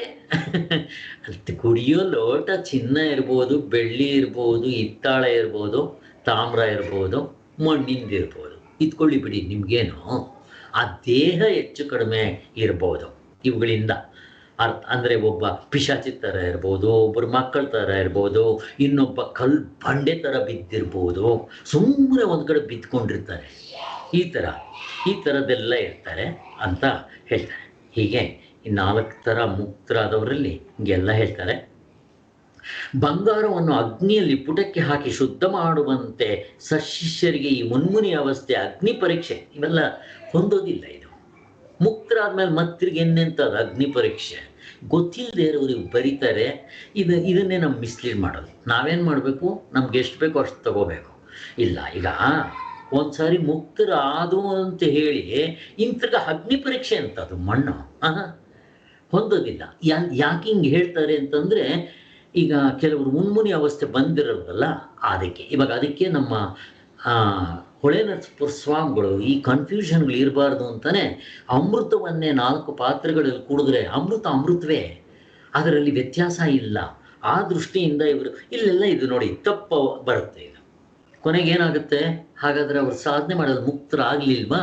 ಮುನ್ಮುನಿ ಅವಸ್ಥೆ ಬಂದರೆ ಮಾತ್ರ ನಾವು ಮುಕ್ತರಾಗೋದು ಅಂತ ಹಿಂಗೆ ಪ್ರಶ್ನೆಗಳು ಬರೋಕ್ಕೆ ಶುರುವಾಗತ್ತೆ. ಇವೆಲ್ಲ ಹೊಂದೋದಿಲ್ಲ. ಗೊತ್ತಿಲ್ಲದೆ ಇರೋರು ಸುಮ್ಮನೆ ಬರೆದಿಟ್ಬಿಡ್ತಾರೆ. ಬಟ್ ನಮಗೆ ವೇದಾಂತ ಚೆನ್ನಾಗಿ ಗೊತ್ತಿದ್ದಾಗ ಈ ರೀತಿ ನಾವು ಹೆಚ್ಚು ಕಡಿಮೆ ಮಾಡ್ಕೊಳ್ಳೋ ಸಾಧ್ಯ ಇರಲ್ಲ. ಮತ್ತು ಇದರಿಂದ ಪಾರಾದವರು ಚೊಕ್ಕ ಚಿನ್ನದಂತೆ ದಿದೀಪ್ಯರಾಗುವರು, ದ್ವಂದ್ವಾತೀತರಾಗುವರು. ಹಾಗಾದ್ರೆ ಮೊದಲು ಮುಕ್ತರಾದವರು ಏನು ಸ್ವಾಮಿ? ಅದು ದ್ವಂದ್ವಾತೀತರಲ್ವಾ ಅಂತ ಕೇಳಿದ್ರೆ ಅವ್ರ ಉತ್ತರ ಅವ್ರ ಹತ್ರ ಇಲ್ಲ. ಭಗವಂತನ ಪೂರ್ಣ ಕೃಪೆಗೆ ಪಾತ್ರರಾಗ್ತಾರೆ. ಹಾಗಾದ್ರೆ ಮೊದಲೇ ಮುಕ್ತರಾದವರು ಏನು? ಇವೆಲ್ಲ ಹೊಂದೋದಿಲ್ಲ. ಲೋಕ ವ್ಯವಹಾರವನ್ನು ಕೈಕೊಂಡು ಸಂಸಾರ ಆಸಕ್ತ ಜನತೆಯನ್ನು ಮುಕ್ತ ಮಾಡಲು ಬದ್ಧ ಕಂಕಣರಾಗಿರುತ್ತಾರೆ. ಇಂಥ ಮಹಾನುಭಾವರ ಮಹಿಮೆಯು ವರ್ಣಾತೀತವಾಗಿರುವುದು. ಇರಲಿ, ನಮ್ಮ ಚರಿತ್ರ ನಾಯಕರು ಮುಂದೆ ಸ್ವಲ್ಪ ದಿನದಲ್ಲಿ ಈ ಅವಸ್ಥೆನ ಬಿಟ್ಟು ಮಾಮೂಲಿ ಸ್ಥಿತಿಗೆ ಬರ್ತಾರೆ ಅಂತ ಹೇಳ್ತಾ ಇದ್ದಾರೆ. ಈ ಸಮಯದಲ್ಲಿ ಇವರು ದೇಹ ಭಾವವಿಲ್ಲದೆ ಬಹುಶಃ ದಿಗಂಬರರಾಗಿ, ಬಟ್ಟೆ ಇಲ್ಲದೆ ಗುಡ್ಡದ ಬೇರೆ ಬೇರೆ ಎಲ್ಲೆಲ್ಲೋ ಗಿಡಗಂಟೆಗಳಲ್ಲೋ ಬೆಟ್ಟದ ಮೇಲೋ ಅಥವಾ ಎಲ್ಲೋ ಪೊರೆ ಸೊಂದಿಲ್ಲೋ ಕೆಸರಿನಲ್ಲೋ ಮಣ್ಣೆಲ್ಲೋ ಅಥವಾ ಕಸದಲ್ಲೋ ಗಲೀಜ್ನಲ್ಲೋ ಮಲಗಿರ್ತಾ ಇದ್ರಂತೆ. ಮೈ ಮೇಲೆ ಪ್ರಜ್ಞೆ ಇಲ್ಲದೆ ಕೊನೆಗೆ ಅವ್ರನ್ನ ಕೈ ಹಿಡಿದು ಮನೆಗೆ ಕರ್ಕೊಂಡ್ಬಂದು ಸ್ನಾನ ಮಾಡಿಸಿ ಮತ್ತು ಅವ್ರು ಊಟ ಮಾಡಿಸ್ತಾ ಇದ್ರಂತೆ. ಆ ಊಟ ಮಾಡಿದ್ರೆ ಅವ್ರಿಗೆಲ್ಲ ಹಾಕಿದ್ರೆ ಎಲ್ಲವನ್ನೂ ಕಚ್ಕೊಂಡ್ಬಿಟ್ಟು 1-2-3 ತುತ್ತು ತಿಂತಾ ಇದ್ರಂತೆ ಅಥವಾ ಅಷ್ಟೇನಂತೆ. ಆದರೆ ಅವ್ರ ಬಾಯಿನಲ್ಲಿ ಸುಮ್ಮನೆ ರಾಮ್ ರಾಮ್ ಅಂತ ಮಾತ್ರ 2 ಶಬ್ದ ಬರ್ತಾ ಇತ್ತಂತೆ. ಅಷ್ಟು ಬಿಟ್ಟರೆ ಇನ್ನೇನಿಲ್ಲ. ಆ ಥರ ಇದ್ದಾಗ ಸ್ಥಿತಿಗಳಲ್ಲಿ 6 ತಿಂಗಳಿದ್ರಲ್ಲ, ಆಗ ಏನು ಆಗ್ತಾ ಇತ್ತು ಅಂತ ಇಲ್ಲ ಅವರು ವರ್ಣಿಸ್ತಾ ಇದ್ದಾರೆ. ಒಂದೊಂದು ದಿನ ಎಷ್ಟು ಹುಡುಕಿದ್ರು ಅವ್ರು ಸಿಗ್ತಾನೆ ಇರಲಿಲ್ಲ. ಹೀಗಾಗ್ಬಿಟ್ಟು ಅವರು ಯಾರ ಕೈಗೂ ಸಿಗ್ತಾ ಇರಲಿಲ್ಲವಂತೆ. ಅವ್ರಿಗೆ ಬಿಸಿಲು, ಚಳಿ, ಮಳೆ, ಕಲ್ಲು, ಮುಳ್ಳು, ಕಸ, ಕಡ್ಡಿ, ಕೆಸರು, ಹೊಲಸು ಏನು ಲೆಕ್ಕ ಇರ್ತಾ ಇರಲಿಲ್ಲವಂತ ಅವ್ರಿಗೆ. ಆ ಉನ್ಮುನಿ ಸ್ಥಿತಿನ ಕಂಡು ಇವರು ಮೊದಲು ಹೇಳಿದ ಪ್ರಕಾರ ಕೆಲವು ಭಾವುಕ ಭಕ್ತರು ಇವ್ರನ್ನ ಕರ್ಕೊಂಡ್ಬಂದು ಹುಡುಕೊಂಡ್ಬಂದು ಸ್ನಾನ ಮಾಡಿಸಿ ಊಟ ಮಾಡಿಸ್ತಾ ಇದ್ರಂತೆ. ಎಷ್ಟೋ ಸಾರಿ ಇವರು ಊಟ ಮಾಡದೇ ಇದ್ದರೆ ಒಬ್ಬರು ಭಕ್ತರಿದ್ರಂತೆ. ಅದರಲ್ಲಿ ಬ್ರಹ್ಮಾನಂದರು ಒಬ್ಬರು ಜೀವುಬಾಯಿ ಅವರು ಗದಗ್ನಲ್ಲೇ ಇರ್ತಾ ಇದ್ರಂತೆ. ಅವರು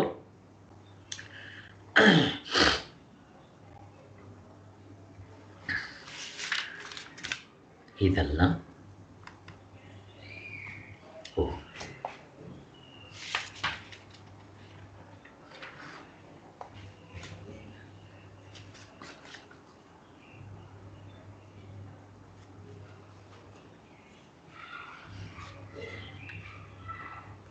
ಸಾರಿ, ಸರಿ, ಹೀಗೆ ಇರ್ತಾ ಇದ್ರು. ಅದರಲ್ಲಿ ಇವರಿಗೆ ಒಬ್ಬ ಭಾವಕ ಭಕ್ತರಿದ್ರಂತೆ. ಅವರು ಇನಾಮ್ದಾರ್ ಅವರಂತ, ಅಂದರೆ ಅವರು ಬ್ರಾಹ್ಮಣರೇ. ರಂಗರಾವ್ ಅಂತ ಒಬ್ಬರು, ಅವರ ಧರ್ಮಪತ್ನಿ ಬಂದಿದ್ದೆ ದ್ವಾರಕಾಬಾಯಿ ಅಂತ. ಇವರಿಬ್ಬರು ಸಾತ್ವಿಕ ಮಣಿಗಳು, ಅಂದರೆ ಸತ್ವಗುಣದಿಂದ ಕೂಡಿದ್ದಂಥವರು. ಸ್ವಾಮಿಗಳ ಮೇಲೆ ಅಂದರೆ ಬ್ರಹ್ಮಾನಂದರ ಮೇಲೆ ತುಂಬ ನಂಬಿಕೆ, ಶ್ರದ್ಧೆ, ಭಕ್ತಿ ಇದ್ದವರು. ಅವ್ರಿಗೆ ಹೇಳಿದ್ರು ಇವರು ಈ ಥರ. ಅವ್ರಿಗೆ ಒಂದು 3-4 ಜನ ಭಕ್ತರಿಗೆ ಹೇಳಿದ್ರಂತೆ. ಆದರೂ 3 ಹೊತ್ತು ಇವ್ರನ್ನೇ ನೋಡ್ಕೊತಾ ಇದ್ದಿದ್ದು. ನಾನೊಬ್ಬರನ್ನ ಹೇಳಿದ್ನಲ್ಲ, ಪೋಂಡ ಸ್ವಾಮಿಗಳು ಅಂತ, ರಾಮಚಂದ್ರ ಸ್ವಾಮಿಗಳು ಅಂತ ಅವ್ರ ಹೆಸರು. ಅವ್ರನ್ನ ಯಾರೋ ಒಬ್ಬರು ರೈತರು ಒಂದು ಮನೆಯಲ್ಲಿ ಅವ್ರಿಗೆ ಆಹಾರ ಗಿಹಾರ ಹಾಕಿ ನೋಡ್ಕೊತಾ ಇದ್ರು. ಹೀಗೆ ಯಾರೋ ಒಬ್ಬರು ಭಕ್ತರಿರ್ತಾರೆ. ಹೇಳಬೇಕು ಅಂದರೆ ಅವ್ರ ಪುಣ್ಯ ಅಂತ ಮಹಾತ್ಮರು ಸಿಕ್ಕಿದ್ರೆ ಅವರ ಸೇವೆ ಮಾಡೋದಂತೂ ತುಂಬ ಪುಣ್ಯದ ಕೆಲಸ ಅದು. ಕೊನೆಗೆ ಈ ಸಾಧ್ವಿಮಣಿ ಅವ್ರನ್ನ ಭಕ್ತಿ ವಿಶ್ವಾಸದಿಂದ ಚೆನ್ನಾಗಿ ನೋಡ್ಕೊತಾ ಇದ್ರಂತೆ. ಯಾವೇ ಸ್ಥಳದಲ್ಲಿರಲಿ ಅವ್ರನ್ನ ಹುಡುಕೊಂಡೋಗಿ ಅವ್ರನ್ನ ಕರ್ಕೊಂಬಂದು ಸ್ನಾನ ಮಾಡಿಸಿ ಊಟ ಮಾಡಿಸ್ತಾ ಇದ್ದಂತೆ. ಒಂದೊಂದು ಸಾರಿ ಅವರೇ ತಿಂತಾ ಇದ್ರಂತೆ, ಎಲ್ಲ ಕಲ್ಸ್ಕೊಂಡ್ಬಿಟ್ಟು 1-2-3 ತೊತ್ತು. ಇಲ್ಲ, ಇವರೇ ಚೆನ್ನಾಗಿ ಕಲಿಸಿ ಮಕ್ಕಳಿಗೆ ತಿನ್ಸೋಂಗೆ ಸ್ವಲ್ಪ ತಿನ್ನಿಸ್ತಾ ಇದ್ರಂತೆ. ಇವರು ಬ್ರಹ್ಮಾನಂದರು ಆಕೆನ ಕಾಕಿ ಅಂತ ಕರಿತಾ ಇದ್ರಂತೆ. ಕಾಕಿ ಅಂತಂದರೆ ಚಿಕ್ಕಮ್ಮ ಅಂತನೋ ಅಥವಾ ಏನೋ ಇರಬೇಕು, ಆ ಕಡೆ ಧಾರವಾಡದ ಕಡೆ ಪ್ರೀತಿಯಿಂದ ಕರೆಯೋದು ಏನೋ ತಾಯಿನ ಕಾಕಿ ಅಂತ ಕರಿತಾ ಇದ್ರಂತೆ. ಕೆಲವು ಸರಿ ಆ ಕಾಕಿ ಅಮ್ಮನಿಗೆ ಈ ಬ್ರಹ್ಮಚೈತನ್ಯ ಗುರುಗಳ ಮಹಾರಾಜರ ಅಗಾಧ ಲೀಲೆಗಳನ್ನ ಹೇಳ್ತಾ ಇದ್ರಂತೆ. ಅದೊಂದು ಗುರುಗಳು ಈ ಮುನ್ಮುನಿ ಸ್ಥಿತಿಯಲ್ಲಿದ್ದಾಗ ಇವರ ನಡೆ ನುಡಿಗಳು ಇವು. ಒಬ್ಬ ಭಾವುಕ ಗೃಹಸ್ಥರು ಒಂದು ಸಾರಿ ಏನಾಯ್ತಂತೆ, ಇವರು ಈ ಥರ ಸ್ಥಿತಿನಲ್ಲಿದ್ದಾಗ ಒಂದು ಸಂಸಾರದಲ್ಲಿ ಒಂದು ಹುಡುಗಿ ಇತ್ತಂತೆ. ಅವಳಿಗೆ ಬಹಳ ಕಾಯಿಲೆ ಬಂದಿತ್ತು. ಎಲ್ಲಿ ತೋರಿಸಿದ್ರು ವಾಸಿ ಆಗಲಿಲ್ಲ. ಅವ್ರಿಗೆ ಗೊತ್ತಿತ್ತು ಇವರು ಈ ಥರ ಬೇಕಾದಷ್ಟು ಕ್ಷೇತ್ರಗಳಿಗೆಲ್ಲ ಹೋಗಿ ಸಾಧನೆ ಮಾಡಿ ಗುರುಗಳು ಅಂತ ಅನ್ನಿಸ್ಕೊತಾ ಇದ್ರು ಅಂತ. ಅವ್ರ ಹತ್ರ ಕರ್ಕೊಂಬರೋಣ ಅಂತ ಬಂದ್ರಂತೆ. ಎಲ್ಲಿ ಹುಡುಕಿದ್ರು ಸಿಗಲಿಲ್ಲ. ಕೊನೆಗೆ ಇವರು ಮನೆಯವ್ರ ಹತ್ರ ಕೇಳ್ತಾರೆ, ಅದೇ ಕಾಕಿಬಾಯಿ ಅವ್ರ ಹತ್ರ, ನಮಗೂ ಗೊತ್ತಿಲ್ಲ ಅಂತ ಹೇಳಿದ್ರಂತೆ. ಇನ್ನೂ ಬಂದಿಲ್ಲ ಮನೆಗೆ, ಹುಡುಕ್ತಾ ಇದ್ದೀವಿ ಅಂದ್ರಂತೆ. ಕೊನೆಗೆ ಇವರು ಹುಡುಕೊಂಡು ಹೋಗಿ ಅಲ್ಲೆಲ್ಲೋ ಹೋದ್ರೆ ಅಲ್ಲೆಲ್ಲೋ ಒಂದು ಕಡೆ ಪೊದರೆ ಕೆಳಗಡೆ ಎಲ್ಲೋ ಇದ್ರಂತೆ, ಬಿದ್ದಿದ್ರಂತೆ. ಅಲ್ಲಿ ಹೋಗ್ಬಿಟ್ಟು ಇವರೊಂದು ಪೇಪರ್ ಕೊಟ್ಟು ಅಲ್ಲಿ ಪೆನ್ಸಿಲ್ ಕೊಟ್ಟು ಅವ್ರಿಗೆ ಹೇಳಿದ್ರಂತೆ ಸ್ವಾಮಿಗಳಿಗೆ, ಸ್ವಾಮಿ ನಮ್ಮ ಹುಡುಗಿ ಈ ಥರ ತುಂಬ ಕಾಯಿಲೆಯಿಂದ ನರಳ್ತಾ ಇದ್ದಾಳೆ, ವಾಸಿ ಆಗ್ತಾ ಇಲ್ಲ, ಏನು ಮಾಡಿದ್ರು ಅಂತ ಅವ್ರಿಗೆ ಬರ್ಕೊಟ್ಟಿದ್ದ ಆ ಥರ ಹೇಳಿದ್ರಂತೆ. ಪೇಪರ್ ಪೆನ್ನು ಕೊಟ್ಟಿದ್ದಕ್ಕೆ ಅವ್ರು ಹೇಳಿದ್ರಂತೆ, ಆದಷ್ಟು ನೀವು ಈ ಹುಡುಗಿ ಚಿಂತೆ ಮಾಡೋಕ್ಕೆ ಹೋಗ್ಬೇಡಿ, ಬಿಟ್ಬಿಡಿ, ಆ ಹುಡುಗಿ ತುಂಬ ದಿನ ಬದುಕೋದಿಲ್ಲ ಅಂತ ಹೇಳಿದ್ರಂತೆ. ಅಷ್ಟು ಹೇಳಿದ್ರಂತೆ. ಸರಿ ಅಂತ ಇವ್ರು ಹೋಗಿದ್ದಾರೆ. ಮನೆಗೆ ಹೋಗಿ ಬಂದು ನೋಡಿದ್ರೆ ಇದೇ ಸ್ವಾಮಿಗಳು ಮನೆಗೆ ಹೋದರೆ ಅವರು ಆ ಮಗಳನ್ನ ತೊಡೆ ಮೇಲೆ ಮಲಗಿಸ್ಕೊಂಡು ಆ ಮಗುಗೆ ಕೊನೆ ಉಸಿರು ಎಳಿತಾ ಇತ್ತಂತ. ಮಗು ರಾಮ ಅಂತ ಹೇಳಿ ಆ ಮಗುಗೆ ಒಳ್ಳೆ ನೋಡಿ ಆ ಮಗು ಪುಣ್ಯ ಹೆಂಗಿರಬೇಕು ಅಂತ ಗುರುಗಳ ತೊಡೆ ಮೇಲೆ ಪ್ರಾಣ ಬಿಡಬೇಕಾದ್ರೆ ಆ ಮಗುದೇನೋ ಪುಣ್ಯ ಇರಬೇಕು. ಹೀಗಾಯಿತು ಅಂತ ಅವರು ಒಂದು ಕಡೆ ಈ ವಿಚಾರವನ್ನು ಹೇಳ್ತಾರೆ. ಇನ್ನೊಂದು ಸರಿ ಏನಾಯ್ತಂತೆ, ಈ ಉನ್ಮುನಿ ಅವಸ್ಥೆಯಲ್ಲಿ ಈ ಬ್ರಹ್ಮಾನಂದರು ತಿರುಗ್ತಾ ಇದ್ದಾಗ ಈ ಕೆಲವರು ಲಂಬಾಣಿಗಳು ಅಂತ ಹೇಳ್ತೀವಿ. ನಿಮಗೆ ಗೊತ್ತೋ ಏನೋ ಗೊತ್ತಿಲ್ಲ, ನಮಗೆ ಗೊತ್ತಿದ್ದು ಲಂಬಾಣಿಗಳು ಅಂತ. ಈ ಸೌದೆ ಎತ್ಕೊಂಡ್ಬರ್ತಾರೆ ಅವರು. ಈ ಕೈಗೆ ಇದಕ್ಕೆಲ್ಲ ಅದೇನೋ ಬಿಳೇದು ದಂತದ ಥರ ಬೆಳ್ಳಗಿರದೆಲ್ಲ ಹಾಕ್ಕೊಂಡಿರ್ತಾರೆ, ಮೂಗೆಲ್ಲ ಹೊಲ್ಸ್ಕೊಂಡಿರ್ತಾರೆ, ಕೆಂಪು ಬಟ್ಟೆಗಳು ಹಾಕ್ಕೊಂಡಿರ್ತಾರೆ. ಲಂಬಾಣಿಗಳು ಅಂತ ಹೇಳ್ತಾರೆ. ಈ ಹಳ್ಳಿಗಳ ಕಡೆ ಇರ್ತಾರೆ ಇವನೊಬ್ಬ ಹುಚ್ಚ ಅಂತ ಹೇಳ್ಬಿಟ್ಟು ಅವ್ರ ಹತ್ರ ಇದ್ದಿದ್ದ ನಾಯಿಗಳನ್ನ ಚೂ ಬಿಟ್ಟು ಅವ್ರಿಗೆಲ್ಲ ಕಚ್ಚಿಸಿ ಹಿಂದೆಗಡೆ ಈ ಮಾಂಸಗಳನ್ನೆಲ್ಲ ಕಡ್ದು ರಕ್ತ ಹರಿತಾ ಇತ್ತಂತೆ ಸ್ವಾಮಿಗಳಿಗೆ. ಅಲ್ಲಿಂದ ಮಾಂಸ ಎಲ್ಲ ಕಾಣ್ತಾ ಇತ್ತಂತೆ ಕಾಲುಗಳಲ್ಲಿ.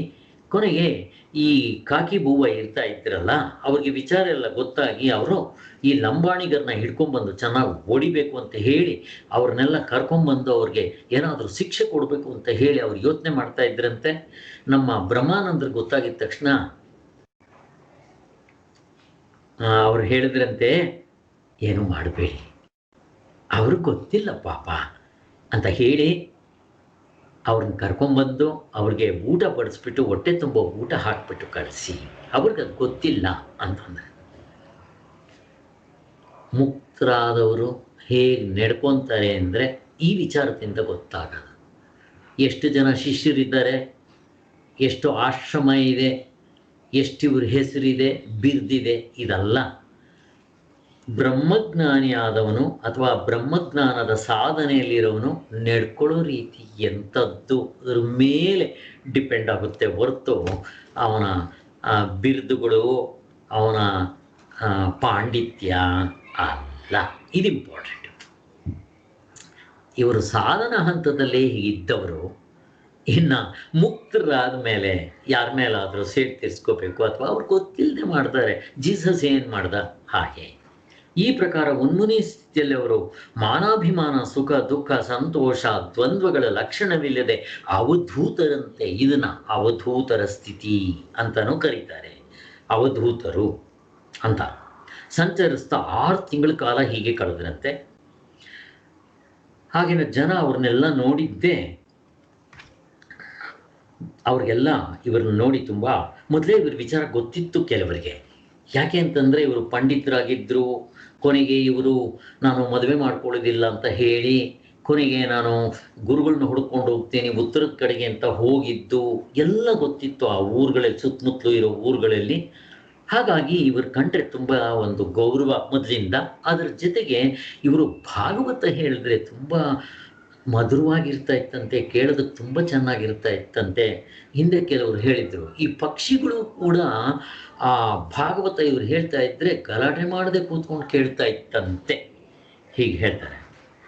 ಆದ್ದರಿಂದ ಅವ್ರ ಮೇಲೆ ತುಂಬ ಗೌರವ ಇತ್ತು.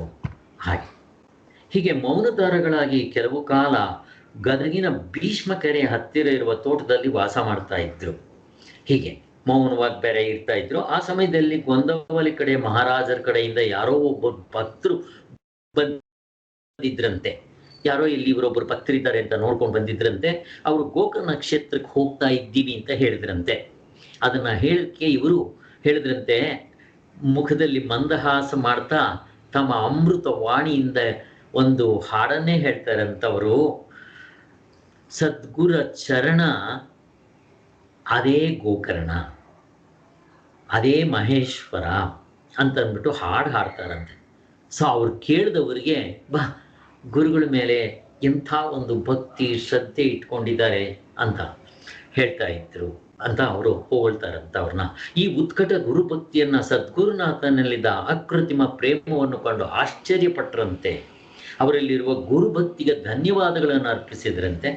ಮುಂದೆ ಕೆಲವು ದಿನಗಳಾದ್ಮೇಲೆ ಬೆಳ್ದಡಿಗೆ ಬಂದಿರ್ತಾ ಇದ್ರಂತಲ್ಲಿ. ಕೊನೆಗೆ ಗುರುಗಳು ಆನಂದ ಭರಿತರಾಗಿ ಕೂಡಲೇ ಕೆಲಸಕ್ಕೆ ಅಲ್ಲಿ ಬೆಳ್ದಡಿಗೆ ಬರ್ತಾ ಇವರು. ಕೊನೆಗೆ ಬೆಳ್ದಡಿಗೆ ಬಂದು ಅಲ್ಲಿ ಆಶ್ರಮ ಸ್ಥಾಪನೆ ಮಾಡಬೇಕು ಅಂತಂದಿದ್ದು ಯಾಕೆ ಅಂತಂದ್ರೆ ಹಿಂದೆ ಇವ್ರು ಗೊತ್ತಿದ್ದ ಭಕ್ತರು, ಇವ್ರ ಮೇಲೆ ಗೌರವ ಇತ್ತು, ಇವರೆಲ್ಲ ಹೋಗಿದ್ದಿದ್ದೆಲ್ಲ ಹೇಳಿದ್ವಲ್ಲ, ಅವರ ಹಿಂದೆ ವಿಚಾರ ಗೊತ್ತಿದ್ರಿಂದ ಇಲ್ಲೇ ನೀವು ನಮಗೆ ಶುರು ಮಾಡಿ ಅಂತ ಕೇಳ್ಕೊತಾ ಇದ್ದಿದ್ದರಿಂದ ಅವರು ಅವರ ಒಂದು ಈ ಲೋಕ ಕಲ್ಯಾಣ ಸೇವಾ ಕಾರ್ಯ ಬೆಳ್ದಡಿಯಿಂದ ಶುರು ಮಾಡ್ತಾರೆ. ಆಗ ಅವರು ಒಂದು ರಾಮ ಮಂದಿರವನ್ನು ಕಟ್ಟಿಸ್ಬೇಕು ಅಂತ ಹೇಳ್ತಾರೆ. ಆ ಭಕ್ತರಿಗೆ ಹೇಳ್ತಾರೆ ಈ ಥರ ಅಂತ ಹೇಳಿದಾಗ ಅವ್ರು ಹೇಳ್ತಾರೆ, ನಮ್ಮ ಊರ ಹತ್ರ ಒಂದು ಶಿವನ ದೇವಾಲಯ ಇದೆ, ಅಲ್ಲೇ ಒಳಗಡೆನೆ, ಬಟ್ ಅದನ್ನು ಯಾರೂ ನೋಡ್ತಾ ಇಲ್ಲ, ಅದು ಹಾಗೆ ಜೀರ್ಣ ಮಾಡಿಬಿಟ್ಟು ಅದು ಮಾಡಿದ್ರೆ ಚೆನ್ನಾಗಿರುತ್ತೆ ಅಂತ ಹೇಳ್ತಾರಂತೆ. ಇವರು ಕೂಡ ನೋಡಿ ಅದನ್ನು ಆಯಿತು ಇಲ್ಲೇ ಮಾಡೋಣ, ರಾಮನ ಮಂದಿರವನ್ನು ಕೂಡ ಇದರಲ್ಲೇ ಕಟ್ಟೋಣ ಅಂತ ಹೇಳಿ ಮಾಡಿ ಕೊನೆಗೆ ಅಲ್ಲಿಗೆ ಗುರುಗಳಿಗೆ ಹೇಳಿ ಕಳಿಸ್ತಾರೆ, ಈ ಥರ ನಾವಿಲ್ಲಿ ಶಿವನ ದೇವಸ್ಥಾನ ಇದೆ ಅಲ್ಲೇ ಮಾಡೋಣ ಅಂತ. ಅಲ್ಲೇ ಮಾಡಬೇಕಾಗಿರೋದು ನೀವು ಮಾಡಿ. ಶಿವ ರಾಮನ್ ಪ್ರಾರ್ಥನೆ ಮಾಡ್ತಾನೆ, ರಾಮ ಶಿವನ್ ಪ್ರಾರ್ಥನೆ ಮಾಡ್ತಾನೆ. ಆದ್ದರಿಂದ ನಮ್ಗಿದು ಗೊತ್ತಿದೆ. ಇದು ಎಷ್ಟೊಂದು ಸಾರಿ ಈ ಪುರಾಣ ಇದರಲ್ಲೆಲ್ಲ ನಾವು ಬೇಕಾದಷ್ಟು ಸಲ ಚಿಂತನೆ ಮಾಡಿದ್ದೀವಿ. ಆದ್ದರಿಂದ ಅಲ್ಲೇ ಮಾಡಿ ಅಂತ ಹೇಳ್ತಾರೆ. ಸ್ವತಃ ಗುರುಗಳು ಆ ಗುಡಿ ಕಟ್ಟೋದಕ್ಕೋಸ್ಕರ ತಲೆ ಮೇಲೆ ಕಲ್ಲೆತ್ಕೊಂಡ್ಬಂದು ಅಲ್ಲಿ ಒತ್ತಾಕಿ ಅಗಿಯೋದು ಮಾಡೋದು ಎಲ್ಲ ಕೆಲಸ ಮಾಡ್ತಾ ಇದ್ದರಂತೆ. ಬ್ರಹ್ಮಚೈತನ್ಯನ ನೆನೆಸ್ಕೊಳ್ಳಿ, ಅವರು ಕೂಡ ದೇವಸ್ಥಾನಗಳು ಕಟ್ಟೋವಾಗ ಎಲ್ಲ ಕೆಲಸ ಅವರೂ ಮಾಡ್ತಾ ಇದ್ದರಂತೆ. ಸ್ನೇಹಿತರೆ, ದೇಹವನ್ನು ಚೆನ್ನಾಗಿ ದಂಡಿಸ್ಬೇಕು ನಾವು. ಇಂಥ ಕೆಲಸಗಳಿಗೆ ಆರೋಗ್ಯ ಚೆನ್ನಾಗಿರುತ್ತೆ, ಲವಲವಿಕೆಯಿಂದ ಇರ್ತೀವಿ, ಕಾಯಿಲೆ ಕಸಾಲೆ ಇರೋಲ್ಲ. ಕೆಲವರು ವೈಟ್ ಕಾಲರ್ ಆಗಿರ್ತಾರೆ. ನನಗದೇನು ಅಷ್ಟು ಸಮಂಜಸ ಅಂತ ಅನಿಸಲ್ಲ. ನೀವು ಈ ಥರ ಗುರುಗಳು ನೋಡಿ, ಅವರು ಬೇಕಾದರೆ ವೇದಾಂತದ ಆ ಶಿಖರದ ಪ್ರವಚನ ಮಾಡೋಕ್ಕೂ ರೆಡಿ ಇರ್ತಾರೆ. ಎಲ್ಲಾದರೂ ಒಂದು ಕಡೆ ಮಣ್ಣು ಎತ್ತಾಕ್ತಾ ಇದ್ದರೆ ಅದನ್ನು ಎತ್ತಾಕಕ್ಕೂ ಹೋಗ್ತಾರೆ. ಹಾಗೆ ಇರಬೇಕು ಅನಿಸುತ್ತೆ. ನನಗೆ ಕೆನಡಿದು ಕೇಳಿದಾಗ ಕೂಡ ನನಗೆ ಹಾಗೆ ಅನ್ನಿಸ್ತಾ ಇತ್ತು. ಕೆನಡಿ ಬೆಳಿಗ್ಗೆ ಹೊತ್ತು ವಾಕಿಂಗ್ ಹೋಗಿರ್ತಾನೆ. ಯಾರೋ ಒಬ್ಬ ಕಷ್ಟಪಟ್ಟು ಆ ಗಾಡಿನೇ ಏನೋ ನೂಗ್ತಾ ಇರ್ತಾನೆ, ಕಷ್ಟ ಆಗ್ತಾ ಇರುತ್ತೆ ಅಥವಾ ಏನೋ ತೊಂದರೆ ಆಗ್ತಾ ಇರುತ್ತೆ. ಅವನೊಬ್ಬನಿಗೆ ಅದು ನಿಭಾಯಿಸೋಕ್ಕಾಗಲ್ಲ. ಆ ಕೆನಡಿ ಹೋಗಿದ್ದೆ ಅವನು ದೈಹಿಕವಾಗಿ ಸಹಾಯ ಮಾಡ್ತಾನೆ ಅದನ್ನು. ಆಮೇಲೆ ಅವನು ಗೊತ್ತಾಗುತ್ತೆ ಅವನು ಅಮೇರಿಕಾ ದೇಶದ ಪ್ರೆಸಿಡೆಂಟ್, ಐ ಥಿಂಕ್ ಮೊದಲನೇ ಪ್ರೆಸಿಡೆಂಟ್ ಇರಬೇಕು ಅನಿಸುತ್ತೆ ಕೆನಡಿ ಅಂತಂದ್ಬಿಟ್ಟು. ಹೀಗೆ ದೊಡ್ಡ ಮಹಾತ್ಮರೆಲ್ಲ ಹೀಗಿರ್ತಾರೆ. ಅಹಂಕಾರ ಇರೋಲ್ಲ, ಗರ್ವ ಇರೋಲ್ಲ.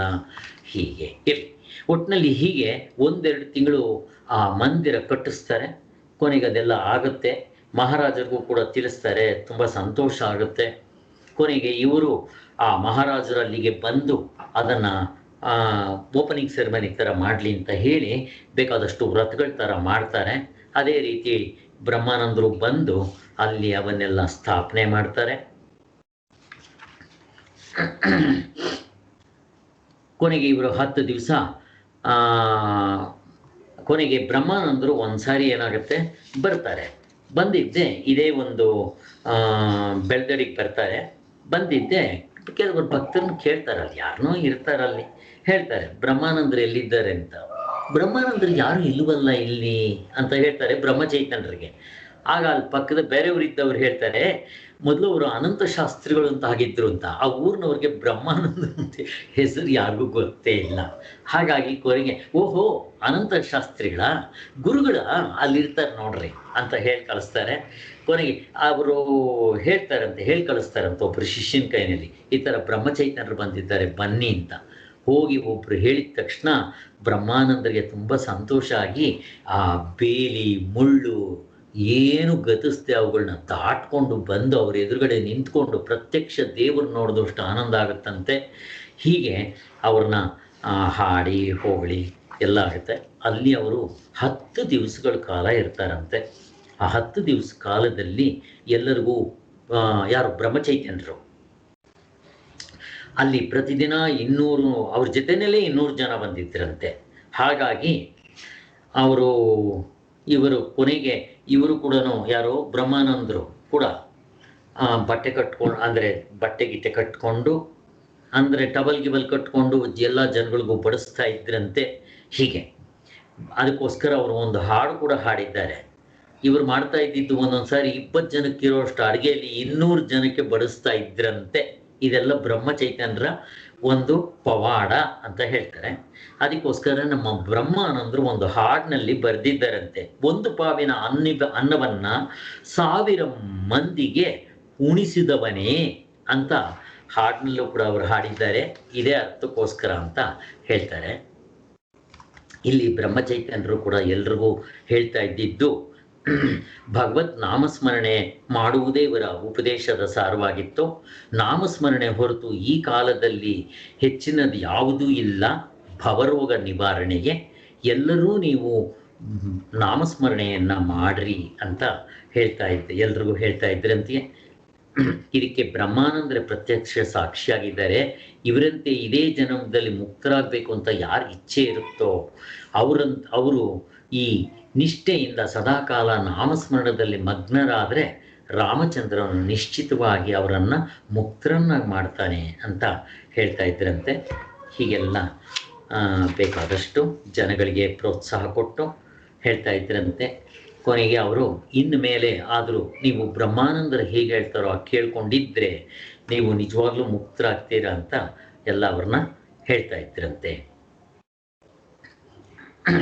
ಇಂಥ ಭಗವದ್ಭಕ್ತಿ ಶಿರೋಮಣಿನ ಜನಿಸಿದ ಅವರ ತಾಯಿ ಅಲ್ಲೇ ಎಲ್ಲೋ ಇರ್ತಾರೆ ಅಂತ ಗೊತ್ತಾಗುತ್ತೆ. ಯಾರೋ ಬ್ರಹ್ಮಾನಂದರ ತಾಯಿ.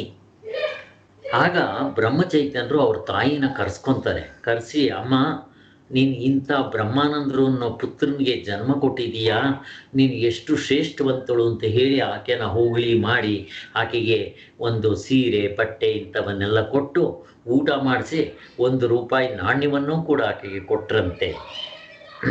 ಆಗ ಹೇಳ್ತಾರೆ, ಎಲ್ಲ ಜಗದಾರವನ್ನು ಕುರಿತು ಹೇಳಿದೇನೆಂದರೆ ಹಿಂದಕ್ಕೆ ಅವ್ರು ಹೇಳ್ತಾರೆ ಆ ಜಾಗದ ಮಹತ್ವವನ್ನು ಬ್ರಹ್ಮಚೈತನ್ಯರು.